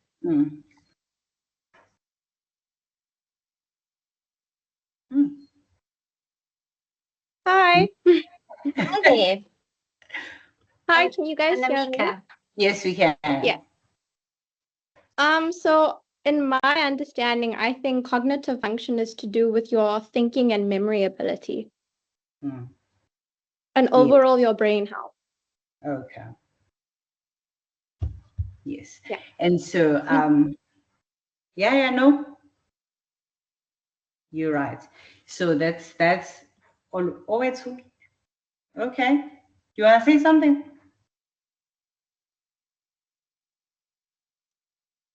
Well aware to unmute. How many prizes did you say you have for the 1 month gym membership? 5. I think I've We got passed. one more left. One more. Okay, let's save it for nutrition. Yes. Yes, let's save it for nutrition. We're gonna save it for nutrition. So it's also boost your academic achievements, and obviously that is related to the things that it does to your brain, which also falls into psychological health. We can move to the next slide. So now we have the types of physical activities, and I'm just gonna go through them because most of them are self-explanatory. You have your aerobic, that is your running, that is your swimming, that is your cycling, brisk walking or hiking. And then you have, the aerobic that has to do with your cardiovascular training, which is like more of endurance training, like working on your heart, basically, in lane terms. And then you have resistance training. Resistance training, that is where we speak about weightlifting or your body weight training. It's basically having an external resistance that is applied against your muscle. And then you have your flexibility exercises. Flexibility exercises that involves your Pilates, stretching, as well as some movements in the yoga. And then you have your high intensity interval training. This is like the movement that could be more, the type of training that is more relevant to university students because they're always complaining about time, saying that they don't have much time to go to the gym. I don't have time to exercise. I don't have time. But you have time to stay on Instagram and Facebook. But yeah, this one, it's just a short list of movements where you are exercising at a high intensity level for a short period of time. Could be 20 minutes or 30 minutes, and it's very effective if you're doing it correctly. And then you have your dance-based workouts, which is your Zumba, hip hop dance, which I think, in my understanding, because it's a lot of aerobic movement, it falls under aerobic, but they just listed it because most people, they don't want to group it with aerobic, but to me it is aerobic because it's just you dancing. That means you're raising your heart rate. And then you have team sports where you are engaging in different sport code, because some people don't want to go to the gym. They would rather be in a team sports setting, and that is still good because your university has all of that, and that would be your soccer or netball. Yeah, we can go through. Okay, so now here is the thing. You don't have to be a member of my gym. You don't have to be a member of Virgin Active or lifting weights or running. If you want to be physical active, you just need to find your own active, or rather your own way to being physical active. So the good thing is that your university, which is UKZN, it is committed to promoting a healthy lifestyle among its students. It has different sports club. You have bodybuilding, that is my baby, and then you have fitness challenge, which is part of bodybuilding.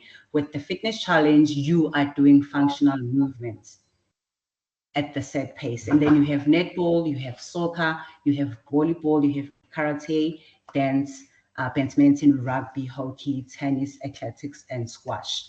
These you can actually, if you need more information on these ones, you can go to the sports center. And when it comes to the gym, there is a sports science gym, and then there is a sports center gym. I am based in the sports center gym, and the good thing about the sports center gym is that it's just being renovated because we had an unfortunate incident last year. I'm not going to talk about it anyways. So it's being renovated, and we're going to launch it soon, and it's going to start operating in the 1st of March. And so what's good about this gym, not that I'm promoting it, it's that it's in the sports science department. It's in the department that has the expert who knows exactly what happens and how to do things at the gym. It has people who can help you and assist you with creating like a proper routine or a personalized training program that's going to help you achieve your fitness goals. And It has people that can always assist you with anything, should it be assessments with your health, relating to fitness, obviously. And then there is a gym at the sports center. The sports center gym is open to anyone, and I think you only pay once a year for it. But our gym is a monthly payment gym, and the fee is 250 for students. But trust me, you won't complain about the fee because my gym is perfect. So yeah, this is what you have. You really don't have to go to the gym, or rather you don't have to join a sport club. You just have to find something that works for you in order for you to be physically active. I'm not saying just come to my gym. No, you can always be active doing other things, like, you can walk, you can join a sport club. That is still you trying to be fit. Can we go to the next slide? Absolutely. So I know your next topic is after this, sorry, nutrition. I'm just going to quickly interject a little bit. I'm so sorry. I know Shamila will need to leave like very soon. And she just wants to do grounding. So I just want to quickly find out if you would like to still do that, Shamila, and then we can finish off on exercise, and then let her just and give her time just to prepare for her slot before she goes off to her next meeting. Okay. Yeah, let's just see. Shamila, would you still like to do the grounding? Yeah, sure. Perfect. So we'll give Samile the 5 minutes. Is that okay? Just to finish off on exercise? Yes. Yeah, no, that's fine. That's more than fine. I'll just come to it. Yeah. Perfect. So now we know that as university students, we have barriers to exercise, and with the health science students, they are viewed or perceived as people who are always busy. Yes, you are always busy, but you can always have a thingy at time. So when it comes to time constraint, so I would advise you to even like do the short effective workouts, the 20 to 30 minutes, like I explained, the HIIT training, or just try to walk to campus. That is still another way of trying to keep fit and overcoming the exercise barriers related to time constraints.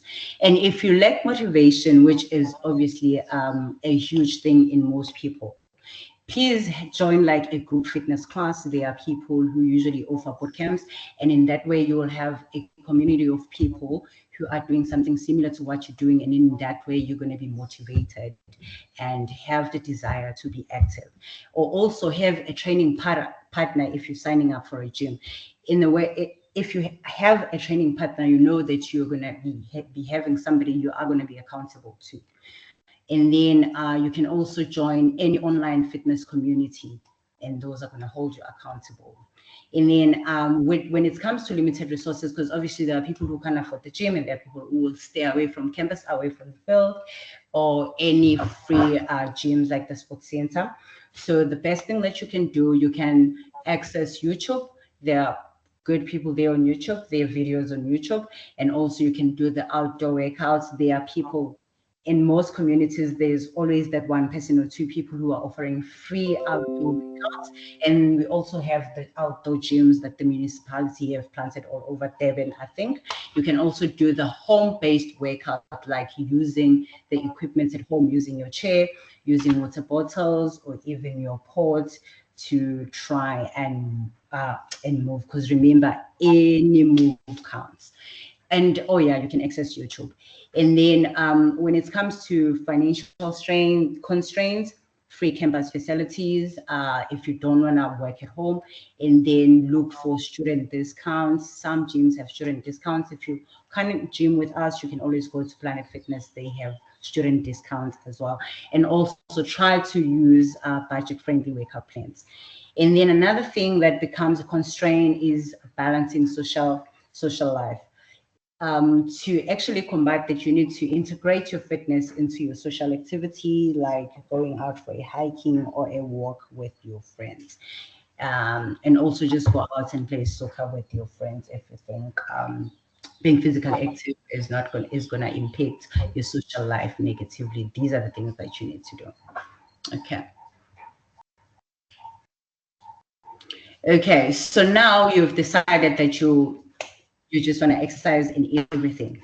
So now what's going to happen is when you are setting up your goals, you just to make sure that it has to be a personal thing because it's a personal journey. It's not someone else's, it's yours. It's about you. It's about your goals, and it should align with your interest and lifestyle and make your fitness journey enjoyable and sustainable. Because if it's not enjoyable, sorry, you're not going to stay. You're just going to go for like 2 sessions and that's going to be it. And then you're just going to stay away from it because you not interested in whatever that you chose, because maybe you chose based on peer pressure or anything. And also seek help from an expert.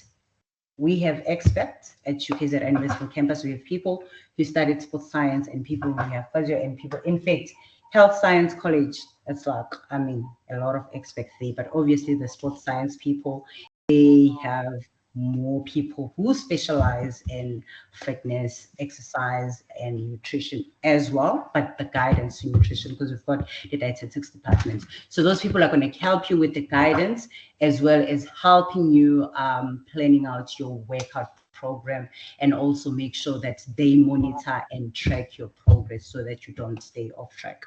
And also you need to make sure that you find something that you enjoy, which relates to what I mentioned earlier on when I spoke about making it personal so that you enjoy whatever that you're doing. So if you're somebody who doesn't like gym, you join the sport team, you participate in group fitness classes. And also you just have to commit to being physically active. And remember, consistency is key, even if it's just small regular efforts. And those efforts can lead to significant improvements over time. You just have to commit. That's it. You don't have to overthink it. Yeah. Absolutely. Yeah. Okay. Absolutely. So I know that we've got a powerhouse program today filled with not just physical health, lifestyle and fitness. We also have the physical health and wellness. So I'm going to give Zamila just a little bit of a break. I know she's been speaking quite a lot, and I have gone to our socials just to advertise that last 1 month gym membership still up for grabs. So while we wait for those that want their gym membership to join, and I'm so proud of you for staying on this long, I'm going to hand over quickly to Sharmila again, just to do a grounding for us as we do our final 2 presentations after this. So Sharmila, over to you. I'm going to just try and find you again and spotlight you. There we go. Back to you, Sharmila. Okay. All right. Thanks.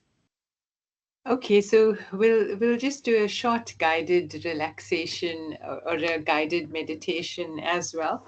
And so with meditation, just some small background on it. Many people think that it's forcing the mind to relax.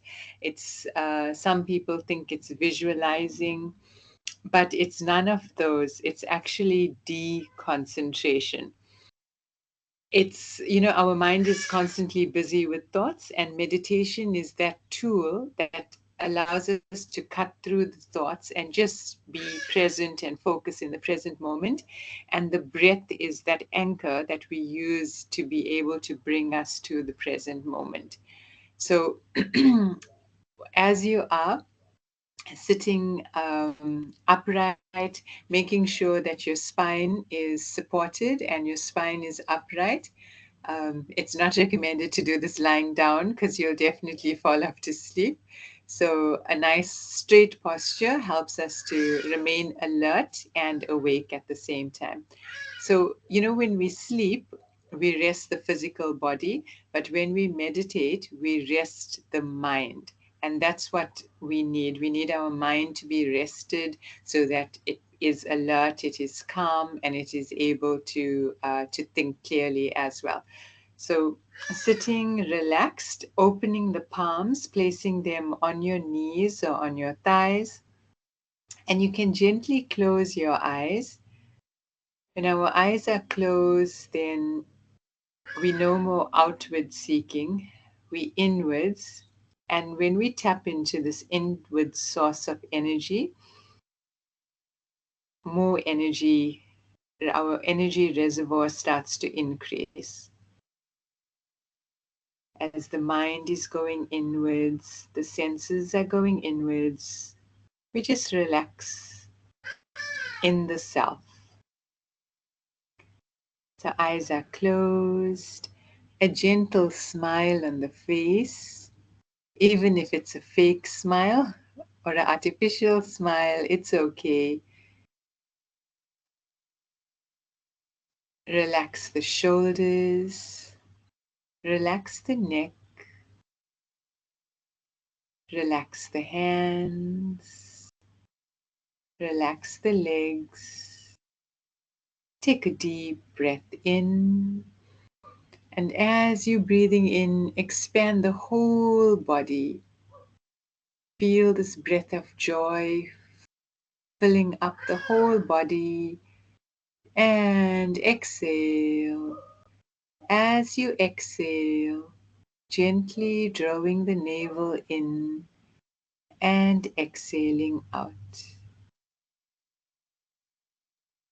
Take another deep breath in, expand, feeling the air enter the body, expansion, the chest, the abdomen, and exhale, gently drawing the navel in and full exhalation out. Become aware of the sounds in the environment. Maybe the sound of rain, the sound of birds, maybe, or the sound of people chatting in another room. Honor and accept all noises in the environment.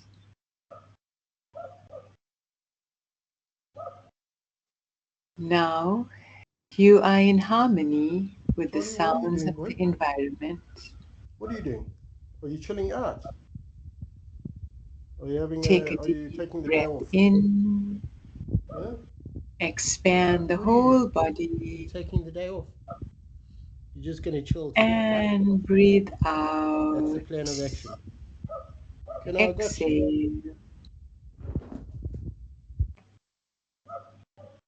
Become aware of the feet, the knees, the whole length of the legs,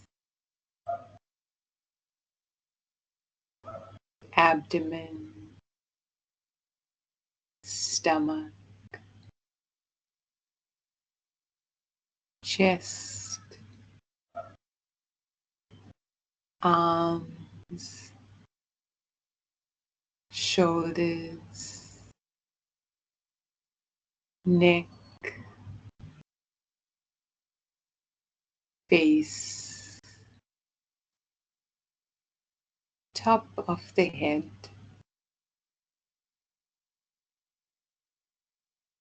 Take a deep breath in and let go.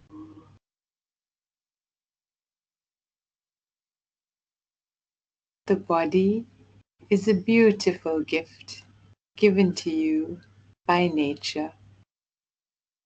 Honor and respect the body very dearly.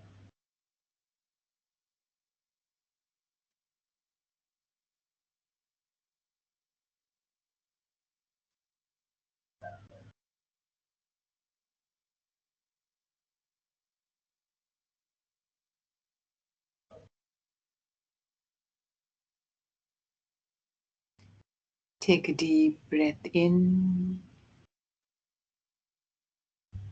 and let go, exhaling gently. Another full deep breath in, filling up the body with the breath of joy, expanding and exhale and relax and let go.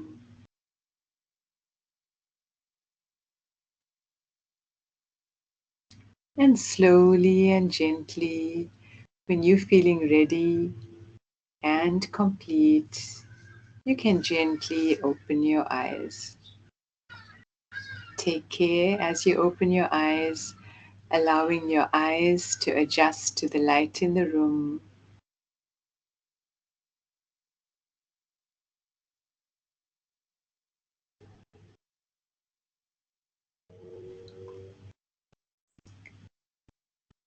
So that was a short guided meditation, just aiming to just bring calmness in the mind, clarity in the mind, silence in the mind, stopping all the connecting thoughts, the to-do lists. So I hope you've enjoyed that and just found a quick 5-minute breather whenever you need. Just close your eyes and just be with the breath. So I'm going to share a link that has a list of guided meditations from the Art of Living. So the founder of the Art of Living is Sri Sri Ravi Shankar, and whilst he's based in India, he has centers all around the world in 158 countries, and his aim is a stress-free, violence-free society and an undying smile on the face of every human on this planet. So he's designed all these courses just to help us and uplift human values. So I'll put it here in the chat, and you're welcome to visit the website and download any meditations when you need. Thank you so much for that, Shamila. And I think as we went through that grounding, I kind of noticed like that I had to give myself permission to settle, to kind of breathe. And I think we get so excited as we progress during the day with so many tasks and activities that it's so important to kind of just pause and give ourselves permission to be still. So thank you for that. Absolutely. Thank you. Thanks so much. And yeah, thanks for having me, and all the best to all the students. Hope to see you sometime in a face-to-face session, but all the best in your year of studies. Thank you. Bye-bye. Thank you, Shamila. So I've let Zamile know that I've been receiving quite a couple of messages. That's why I wanted to pause on the next segment, the nutrition, because I needed to inform the students you can't bribe for the final gift. It's fastest fingers first. So when you raise your hand, Teams kind of alerts me you're first. But we'll give everybody a fair chance to join and be ready for that final slot. I have negotiated with Zamile to hand over to Dr. Chantal Bagwadine, who is our Director for Campus Health and Wellness, as she's going to be touching on a little bit of the physical health and well-being for university students. And then we're going to end off with that nutrition and the conclusion, the end of the session. I know we've gone over just a little bit of time. We have seen a couple of questions about the gym and the available activities on campus, so we will definitely get to those in a moment. So, Dr. Chantal, over to you. Thanks, Suzanne. Can I share mine, please? I prefer it. There's just a few typos on this first draft. You're welcome to. Yeah, thank you.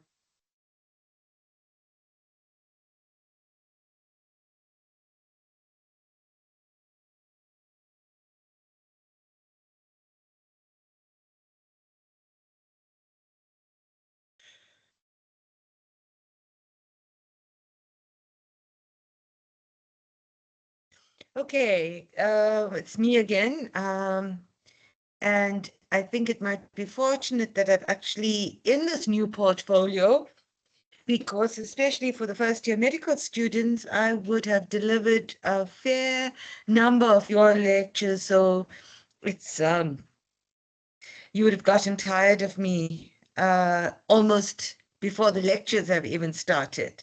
So now that I'm in campus health and wellness, I deliver less, but I'll still come in now and again. Yes, so I know the topic was around physical health and well-being, but there is a Latin phrase which says mens sano in corpore sano, which means a healthy mind in a healthy body. And we are seeing more and more and more that it is very difficult to examine different aspects of what we consider health in silos, or meaning vertical structures. So perhaps, and I'd like you to, this will be one of the few opportunities where you will be encouraged to perhaps mute, or as Suzanne says, the fastest finger first. Let's start with this. What do you think health is? What do you think is the definition of health? And it is Friday afternoon, so I'd encourage you to unmute first so that we can, you can get on with your afternoon. Anybody?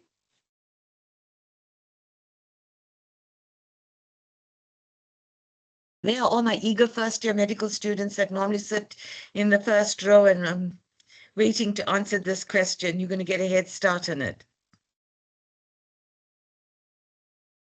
Shall I do?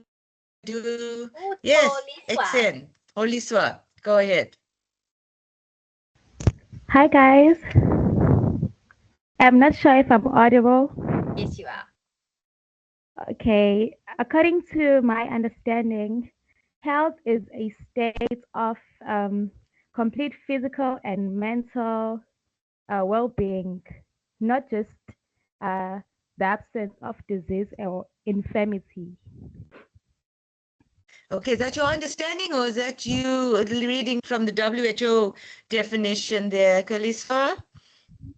No, I just learned it, I think last year.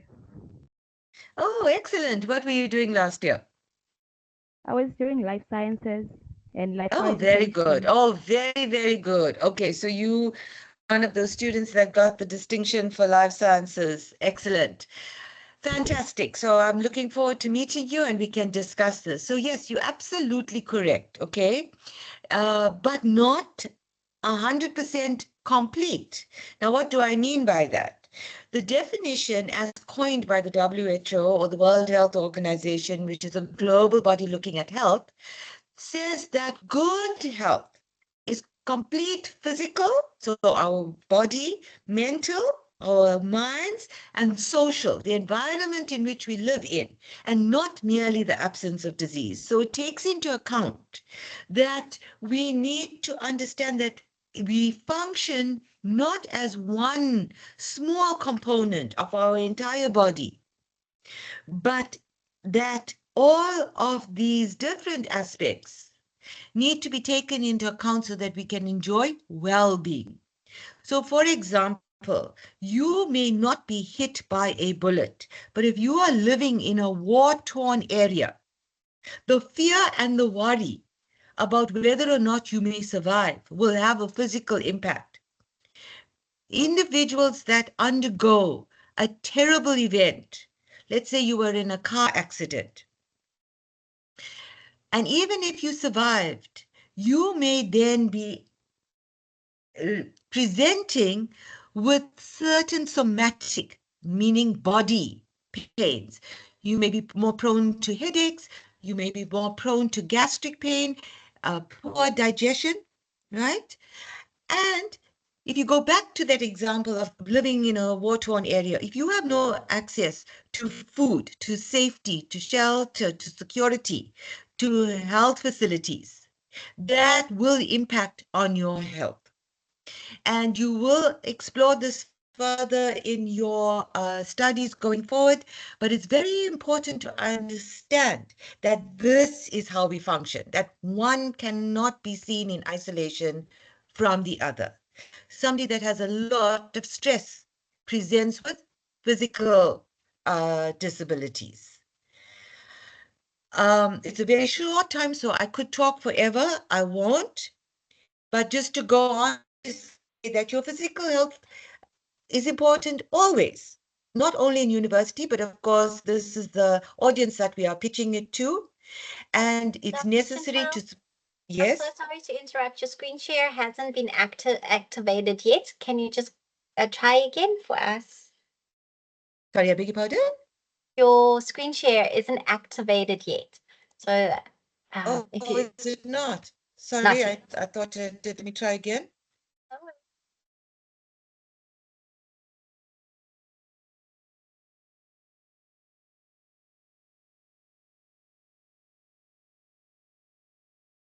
There we go. Thank you. Good to go.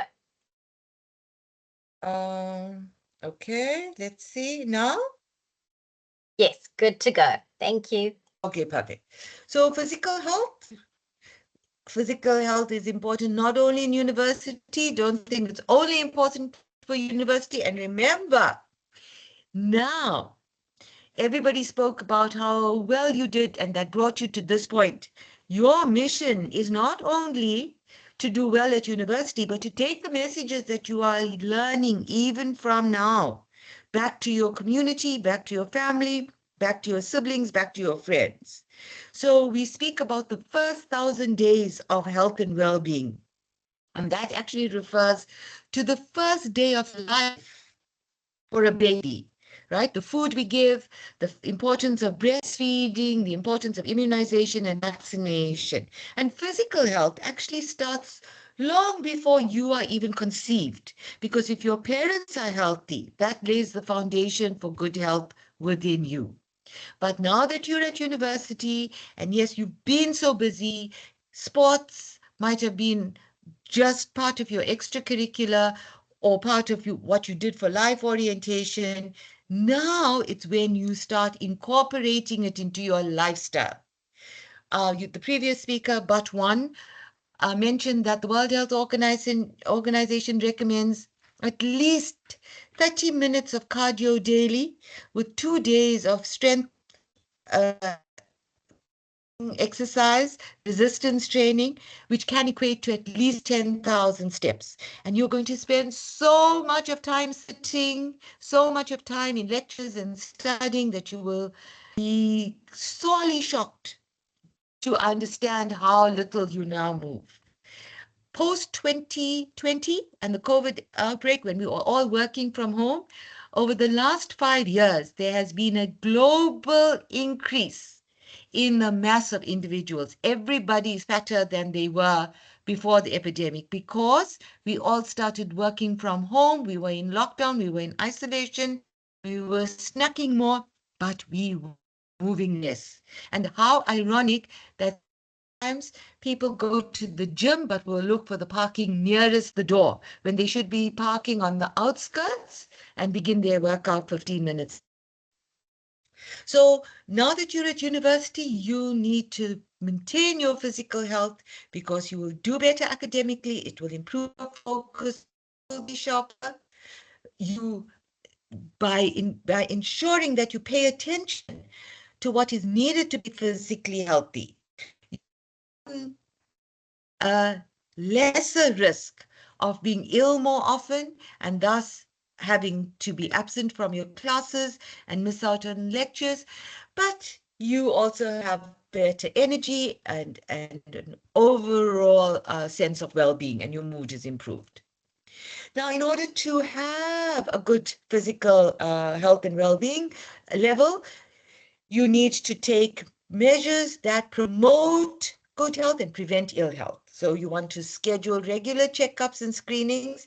And I'm not saying you must become a hypochondriac. Sometimes a mole is just a mole, but you need to watch it. Okay? You have an important sense of self.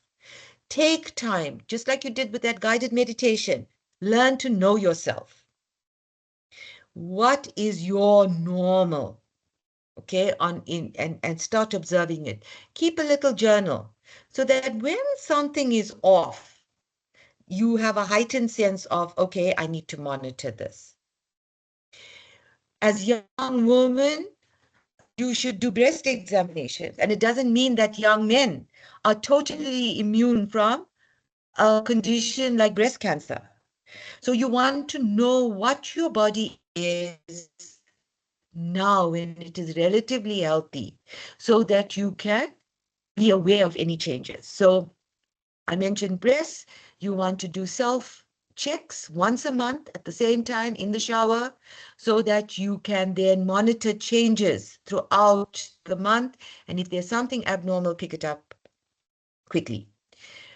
Vaccinations are important for medical students as well as others at the College of Health Sciences if you are potentially and possibly exposed to pathogens, as we discussed earlier. But there are other immunizations you can take for the flu and for human papillomavirus, which can prevent cervical cancer. And by taking these measures, by exercising, by watching your diet, you reduce the risk of chronic diseases like diabetes and cardiovascular disease. So you're laying the foundation for good health now, rather than having to pop a pill in 30 or 40 years. I've spoken more about understanding your body, but pay attention to signs that might be more overt, like fatigue, pain, or dizziness. And as I said, you know, you don't always have to go to the doctor, but if it concerns you and it's persistent and it's getting worse, then you need to seek medical advice. And of course, our clinic is always available. Balance rest together with activity. It's important. So if you're going to gym, you need to have a rest day. You need to change your workout. You need to work on toning. You need to work on strengthening. You need to work on stretching, as well as just lifting weights. And remember, women need to have a really good weight-bearing exercise as well, so as to prevent osteoporosis when they are older. Now, the university lifestyle is very exciting. Many of you are away from home and parental supervision for the first time, but be aware that it also can promote certain risks.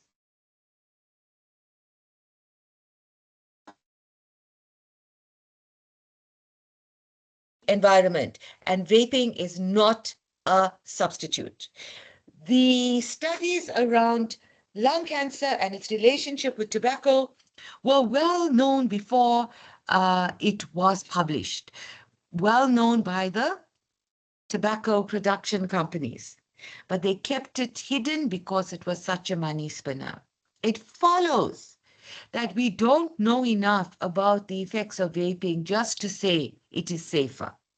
Do not start.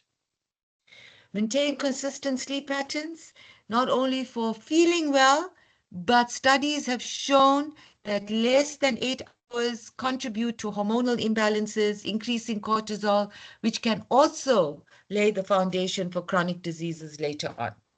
Stay hydrated. Water is very important. Drink sufficient. There's no prescribed 2 liters. And yes, those Stanley cups look amazing, but they also need to be washed regularly. Eat nutrient-rich foods. So less processed foods, less salty foods, whole foods, salads, and, you know, foods that do not come with colorants that are chemically induced. And we've spoken about the need for regular physical activity. So start smart. Okay, you want to set realistic goals. Everybody and their cousin says on the 1st of January, they're going to join the gym, they're going to eat 1,200 calories a day, 2 meals of which will be salad. And then by 12 o'clock, they've devoured a packet of Oreos and fallen face forward into a tub of ice cream. And then they say, no, today's lost. I'll eat for the rest of the week and I'll start on Monday. So you want to make small changes. Increase your daily steps. Take the stairs, not the elevator. Medical school only has 4 floors, okay? And most of you are only going to be confined to the first 2. Similarly for the other faculties. try reducing sugar. Do not substitute with sugar sweeteners because then that increases your risk of bladder cancer. So everything that tastes good or is fun is bad for you. Resign yourself to that fact and that you should make celery part of your daily diet. But do not set yourself up for failure. Okay, keep a journal. Say, okay, what did I do today that was good? How can I improve on it? This wasn't so good. Why did I do it? Was I feeling hungry because I didn't pack breakfast? And so then by 11 o'clock, I was buying a pie from the cafe around the corner. So then what you'll start doing is meal prepping, making sure there's even a packet of apples or pretzels in your bag. So if you do get to grab some, and then a support system of like-minded people who will encourage these healthy choices. Okay, so mental health and well-being, I've said, a healthy mind in a healthy body. We look at how our state of mind affects our well-being. Think about how you felt just before that newspaper was delivered to the garage. How was your heart pounding? Right? So if you're constantly in a state of fight or flight, it's going to have effects on your physical well-being. So how fortunate that we were to have Shamila with us, and many of you were actually remarking on how good it is. I almost thought I saw Suzanne falling asleep in the chair there. So, mindfulness, exercise, and social support. And I think the message has been reiterated over and over again. Seek help. It's not weakness. It is well-being. Okay? It's a good habit. Then, sexual well-being. University lifestyle also promotes that. Remember to make informed lifestyle choices about your sexual health in particular. Contraception is important. And while contraception may focus on prevention of pregnancy, please use the appropriate protection in order to prevent transmission of sexually transmitted infections. And if you're concerned, our health promoters and our counselors are always available. So your health is in your hand. Be proactive about it. Remember, the decisions you make today affect what happens in the future. There's information overload out there. So, and the clinic, your lecturers, your student support services are always there. And yes, I think that's it for me. Absolutely. Thank you so much, Dr. Chantal. I see that there aren't any questions or comments. So while the students have a chance to think about asking any particular questions, I'm just going to do just some of my takeaways I had jotted down. Thank you so much. That was such a meaningful presentation. And I loved how you just tied it in with the physical wellness activities that we were speaking about earlier. I agree. We got to know our body and what is our normal health. And I think once you know that, you're better able to make better health decisions and to set good health goals. And I like that. I always say to my clients that it starts with you telling yourself, I owe it to myself to stay healthy. I owe it to myself to not eat that cake. I owe it to myself that if I am ill, I go and see I just lost my slides, to go and see the medical doctor. I owe it to myself too. And it helps us to keep track of the things that is important to us. So I agree. Physical health is one of those aspects that is just as important as any other health aspect. And when we're unwell, we usually don't look after ourselves. We avoid going to campus clinic. So I think thank you so much for the reminder that notice your body, notice the ailments, and reach out for help. Have your support system set up.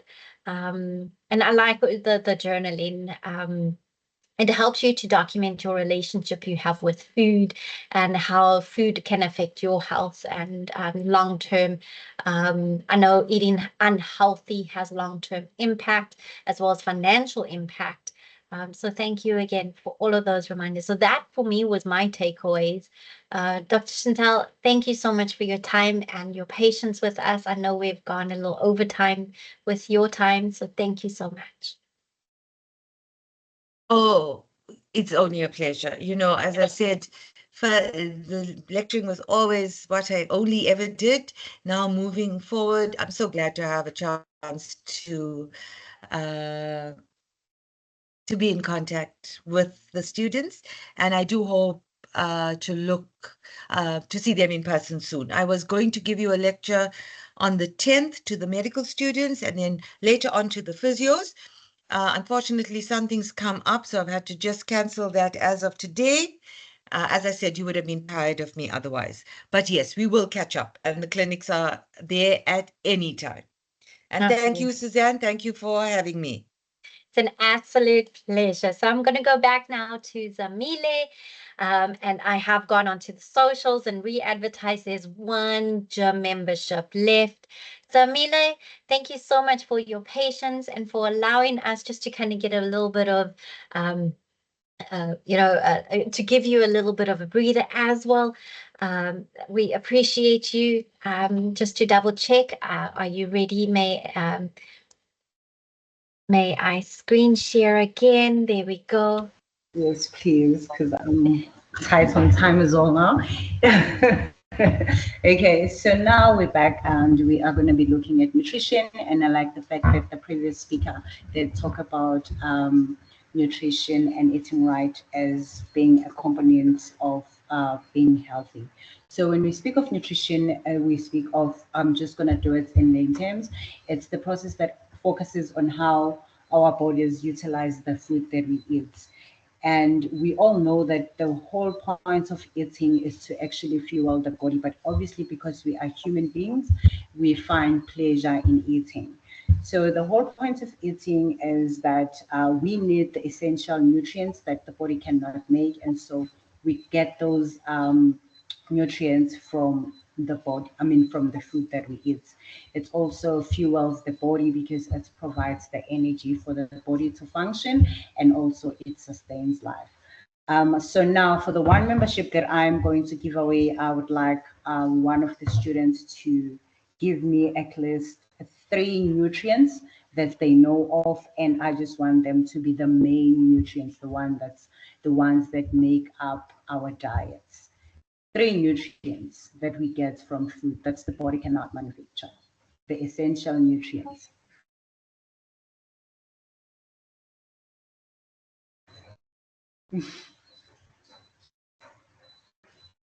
Please, away. Okay, where to? That's it.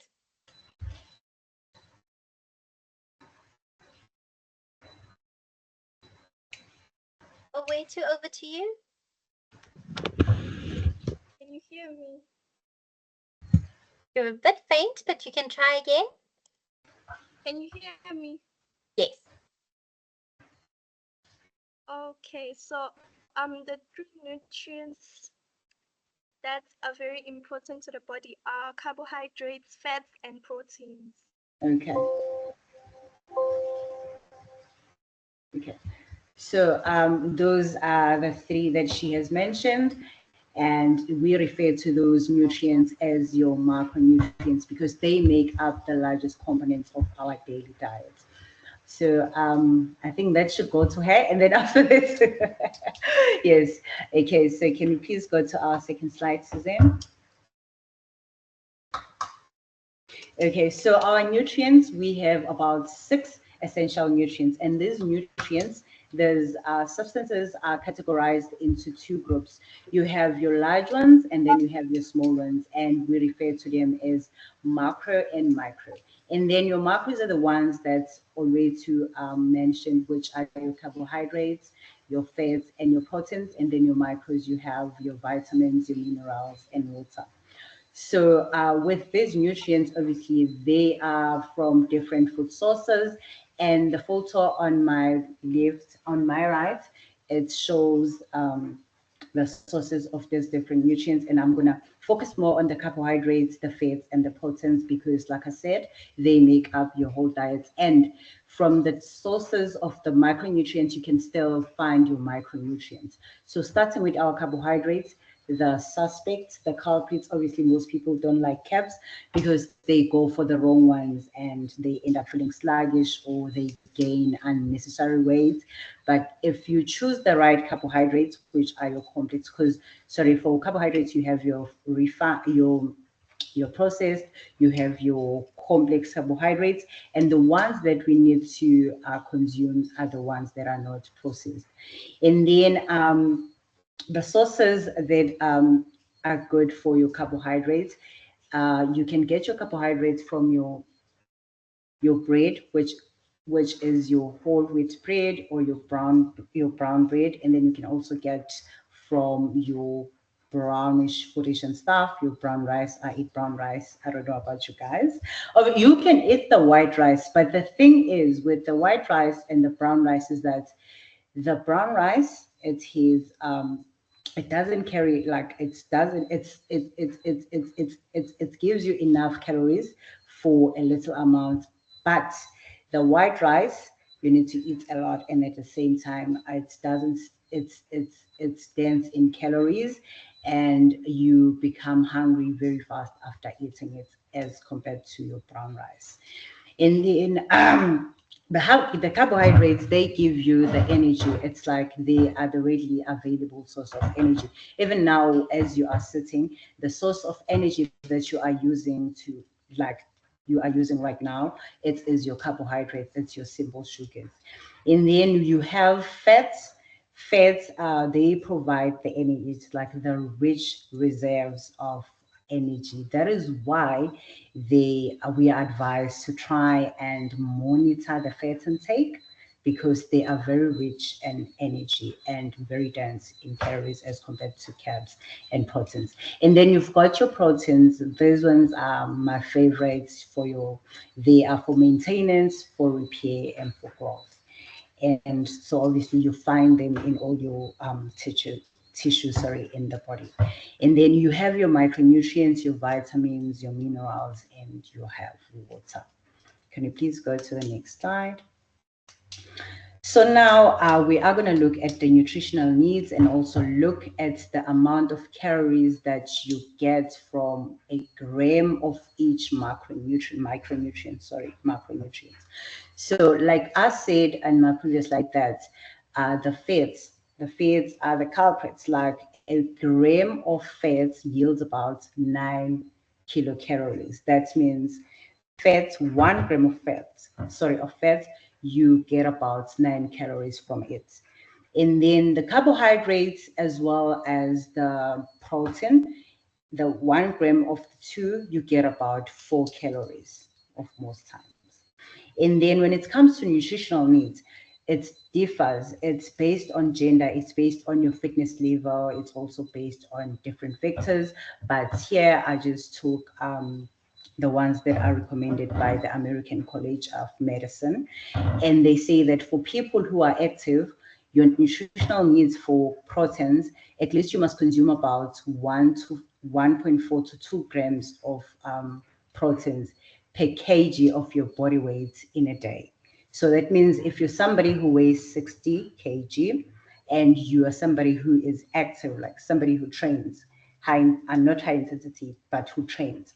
And then that means for you to actually know the amount of proteins that you need to consume, you'll say 1.4 grams multiplied by 60 grams of your body weight. And from there you'll substitute, and then you'll end up getting the right amount of proteins that you need to digest in order for you to be fully functional, and in order for you to be able to repair the muscles that you'll tear when you're exercising at the gym.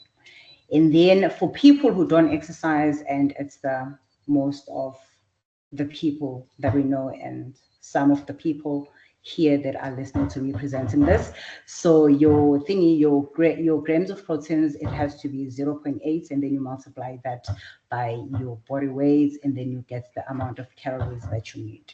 And then when it comes to fats, because fat is like dense in calories, they are recommending really small amounts, and it's usually the opposite, because one thing that I've learned is that people eat a lot of food that is high in fats, that is like dense in fats. So if you are somebody who is active, you are required to consume about 1 to 2 grams of fat.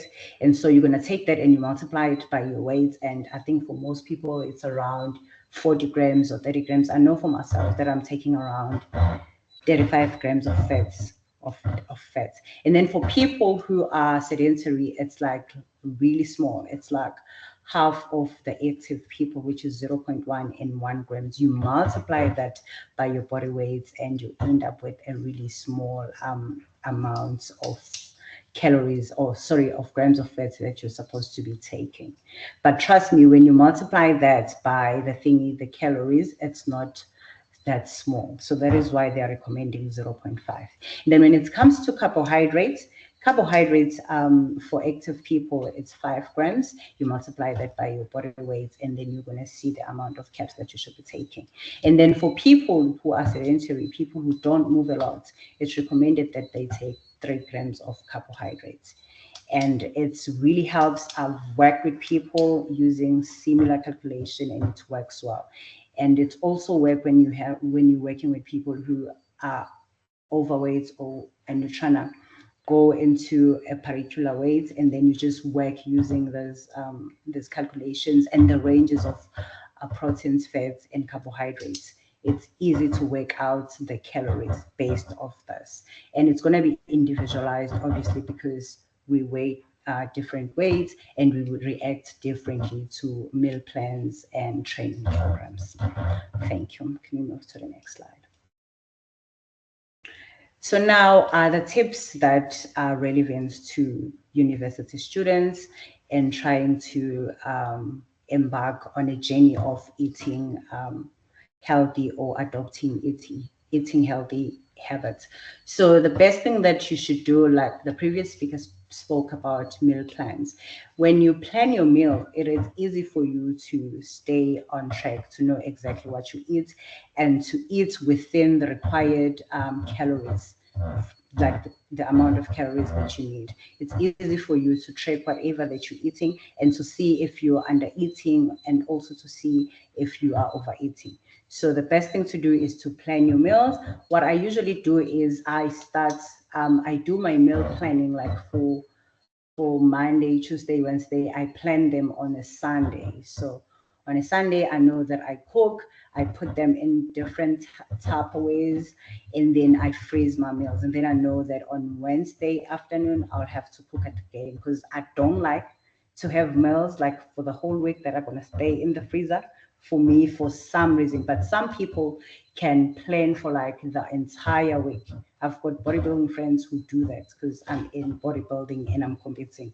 So for me, it's easy and it helps a lot, because I know that if I've planned everything, I'm going to pack my meals, and then I'm not going to be spending money buying lunch because I did not plan ahead my meals.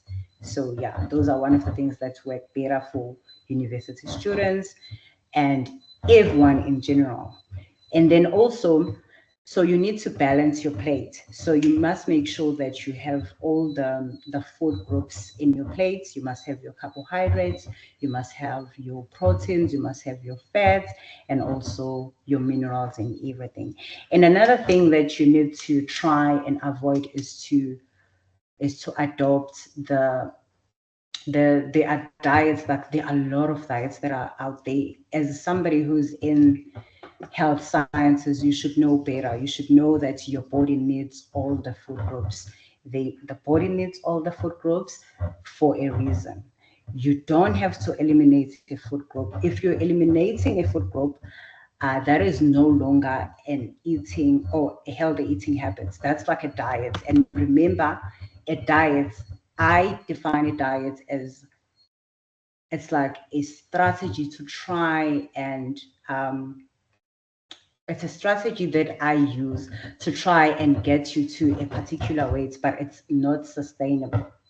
That is why we advise people to just eat healthy and try to have a variety and just to balance all the food groups in their plates. Obviously, it's going to be based on your goals, based on your gender, based on your level of activity, and also based on some factors that you and your advisor would know of. And also, limit sugar and processed food. The previous speaker spoke about it, so I'm just going to skip that part. And then portion control. So when it comes to portion control, you really have to know what are the amount of food that you need to eat for a day. You also need to be able to control the portions. Like you need to know how much grams of rice I'm gonna be eating to be able to meet my carbohydrates intake for the day. You also need to know the amount of proteins that you are going to be taking. Let's say, for instance, your source of protein is the chicken breast, and then you need to know the amount of the chicken breast that you are going to consume to be able to meet your protein intake for the day. And when we say portion control, I like to, it helps also if you are somebody who is on a weight loss journey. So it helps with weight management, you know, and it's also worth not trying to binge eating, you know, I call it pigging out, and that's like you eating like a pig, and that's it. Okay. And then stay hydrated. Yes, you have to drink your water. You just have to stay hydrated. And also, when drinking water, you don't have to drink a whole gallon of water at once because remember, your body needs to maintain homeostasis. So if you're drinking a lot of water at once, it's all going to be flushed out. It's all going to be flushed out. But again, you need to control your drinking, like the amount of water that you're taking at the time, right? Yes, there is a standard eight. It's how many glasses? 8 glasses a day, but that's debatable. Anyways, yeah, but you just have to drink. You just have to drink. You just have to make sure that you stay hydrated. And also, another thing that you need to do is to eat more of whole food. I like to get my proteins, my carbs, and fats from real food. I'm a bodybuilder, but I don't even like to take whey proteins. I like to eat real food. For me, food is everything. Real food for me is everything. So try to incorporate that as well. And I feel like it's cheaper than trying to do your liquid diets, your shakes, and other things. Whole foods are the holy grail of staying healthy. And then when it comes to buying, because some people like to say that eating healthy is expensive, but the only thing that I think makes you think that is because you don't sit down and plan and see what is in season. When you're buying things that are in, and remember, it's in season because it must be eaten in that season. So you need to stick with that and buy that. And usually those things, they cost way better than the things that are out of season because it's hard to find things that are out of season. But if it's in season, obviously it's going to be in abundance because it is in season. And I think we can move. Oh, yeah, that's it. Thank you, guys. And I hope everybody is going to be active and eating right. Oh, thank you so much for that, Samile. Again, I've made myself little takeaway points and just to kind of, share what was quite meaningful for me. And I do hope that, and students, please share what stood out for you besides the 1 month free gym memberships. That muscles allow us, and I'm going to do both the exercise and the nutrition, that muscles allow us to move. If we don't use it, we lose it. We need our muscles to do well and to be well. So as Amile said, we need to service our muscles, and we need our muscles in order to study well. So it might seem like we're saying, oh, it's a busy period. I'm going to not go for my walk today.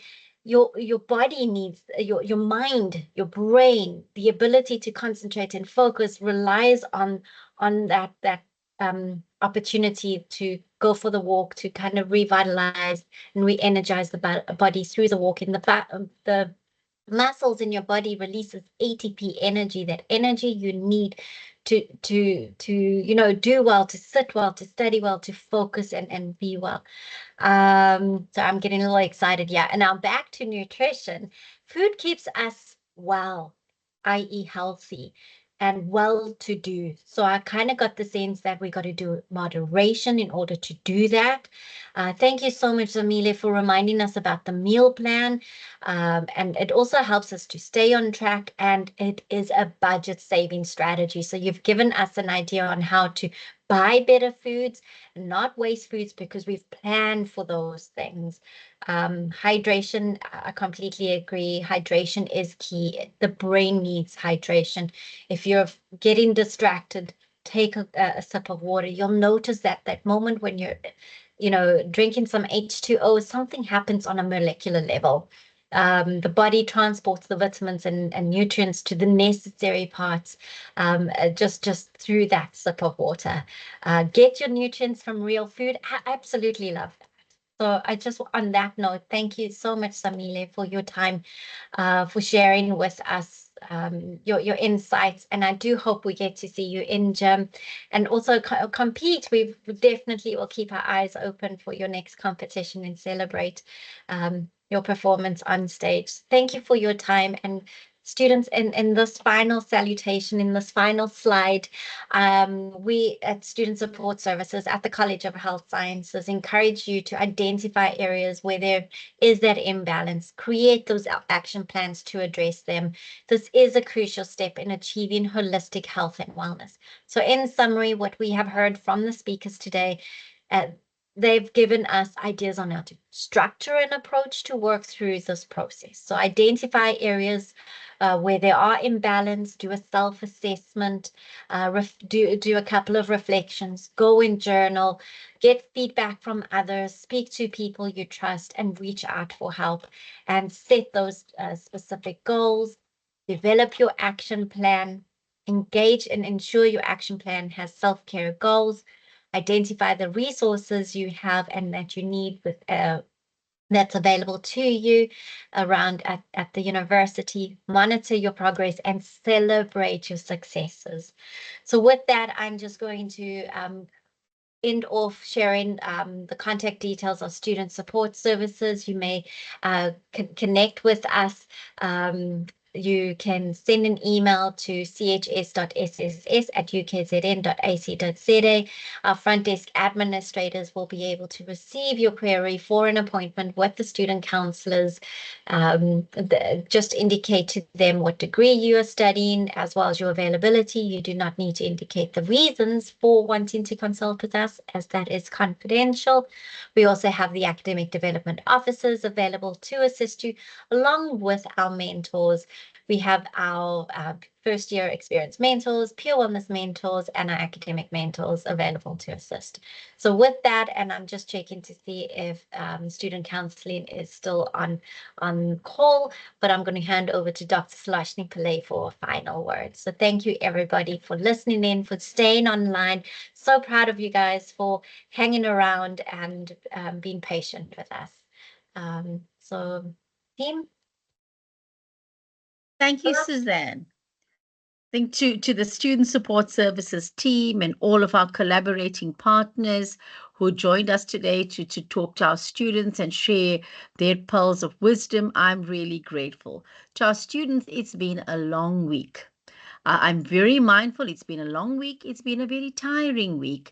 But I tell you what, I think that we gave you a sneak preview of what lectures are going to be like, be it in the classroom or online from home. This is what it is. This is how it's going to be. So we kind of took you through the pace in a little bit extended, but we've given you a sneak preview of spending a day in a lecture venue. So thank you very much. I'm really, really happy that as many as 99 for now have stayed till the end.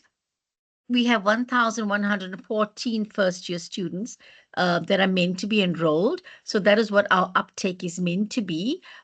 We obviously have not reached full target. I see from Monday after Tuesday, the numbers have lowered, and there could be multiple reasons for this. be it connectivity, data, device, traveling, because some people are traveling from other provinces to Durban to get here by the weekend. So there's multiple reasons why. I'm taking it, Sue, that this recording will be available. And I'm not sure whether we're going to have it loaded onto Moodle, but students who have not access will have access to it. And those who have access may want to go back to it just to look at some of the sessions and review some of the messages and information. So I do not want to keep you much longer. Suffice to say, thank you very much for your participation, for your presence, for your engagement. Once again, I want to wish you everything of the very best for 2025. We are very proud that you've joined our college, and we know that you are going to now set these goals, create your plans to achieve them. So in time, you will be meeting with all your different mentors, your ADOs, your counselors, and the real action begins then.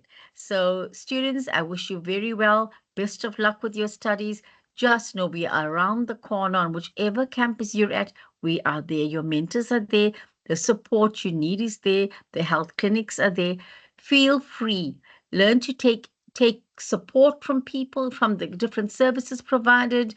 Feel free to speak up when you're not feeling happy about something, so that you're not going to sit with the problem silently and nobody's able to help you. Be mindful of bullying.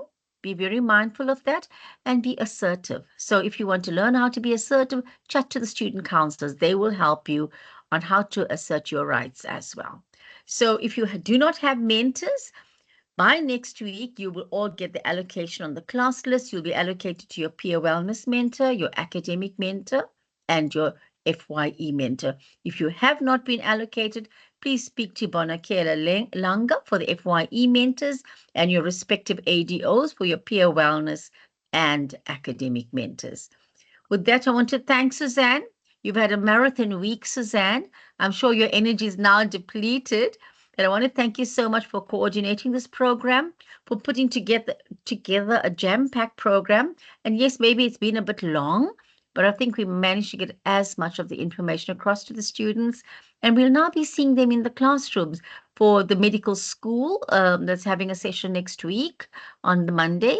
And the rest of the schools and disciplines, we will definitely see you in some of your timetable sessions, if not in our counseling centers for support and development opportunities. And remember, counseling is not for people who are only having problems.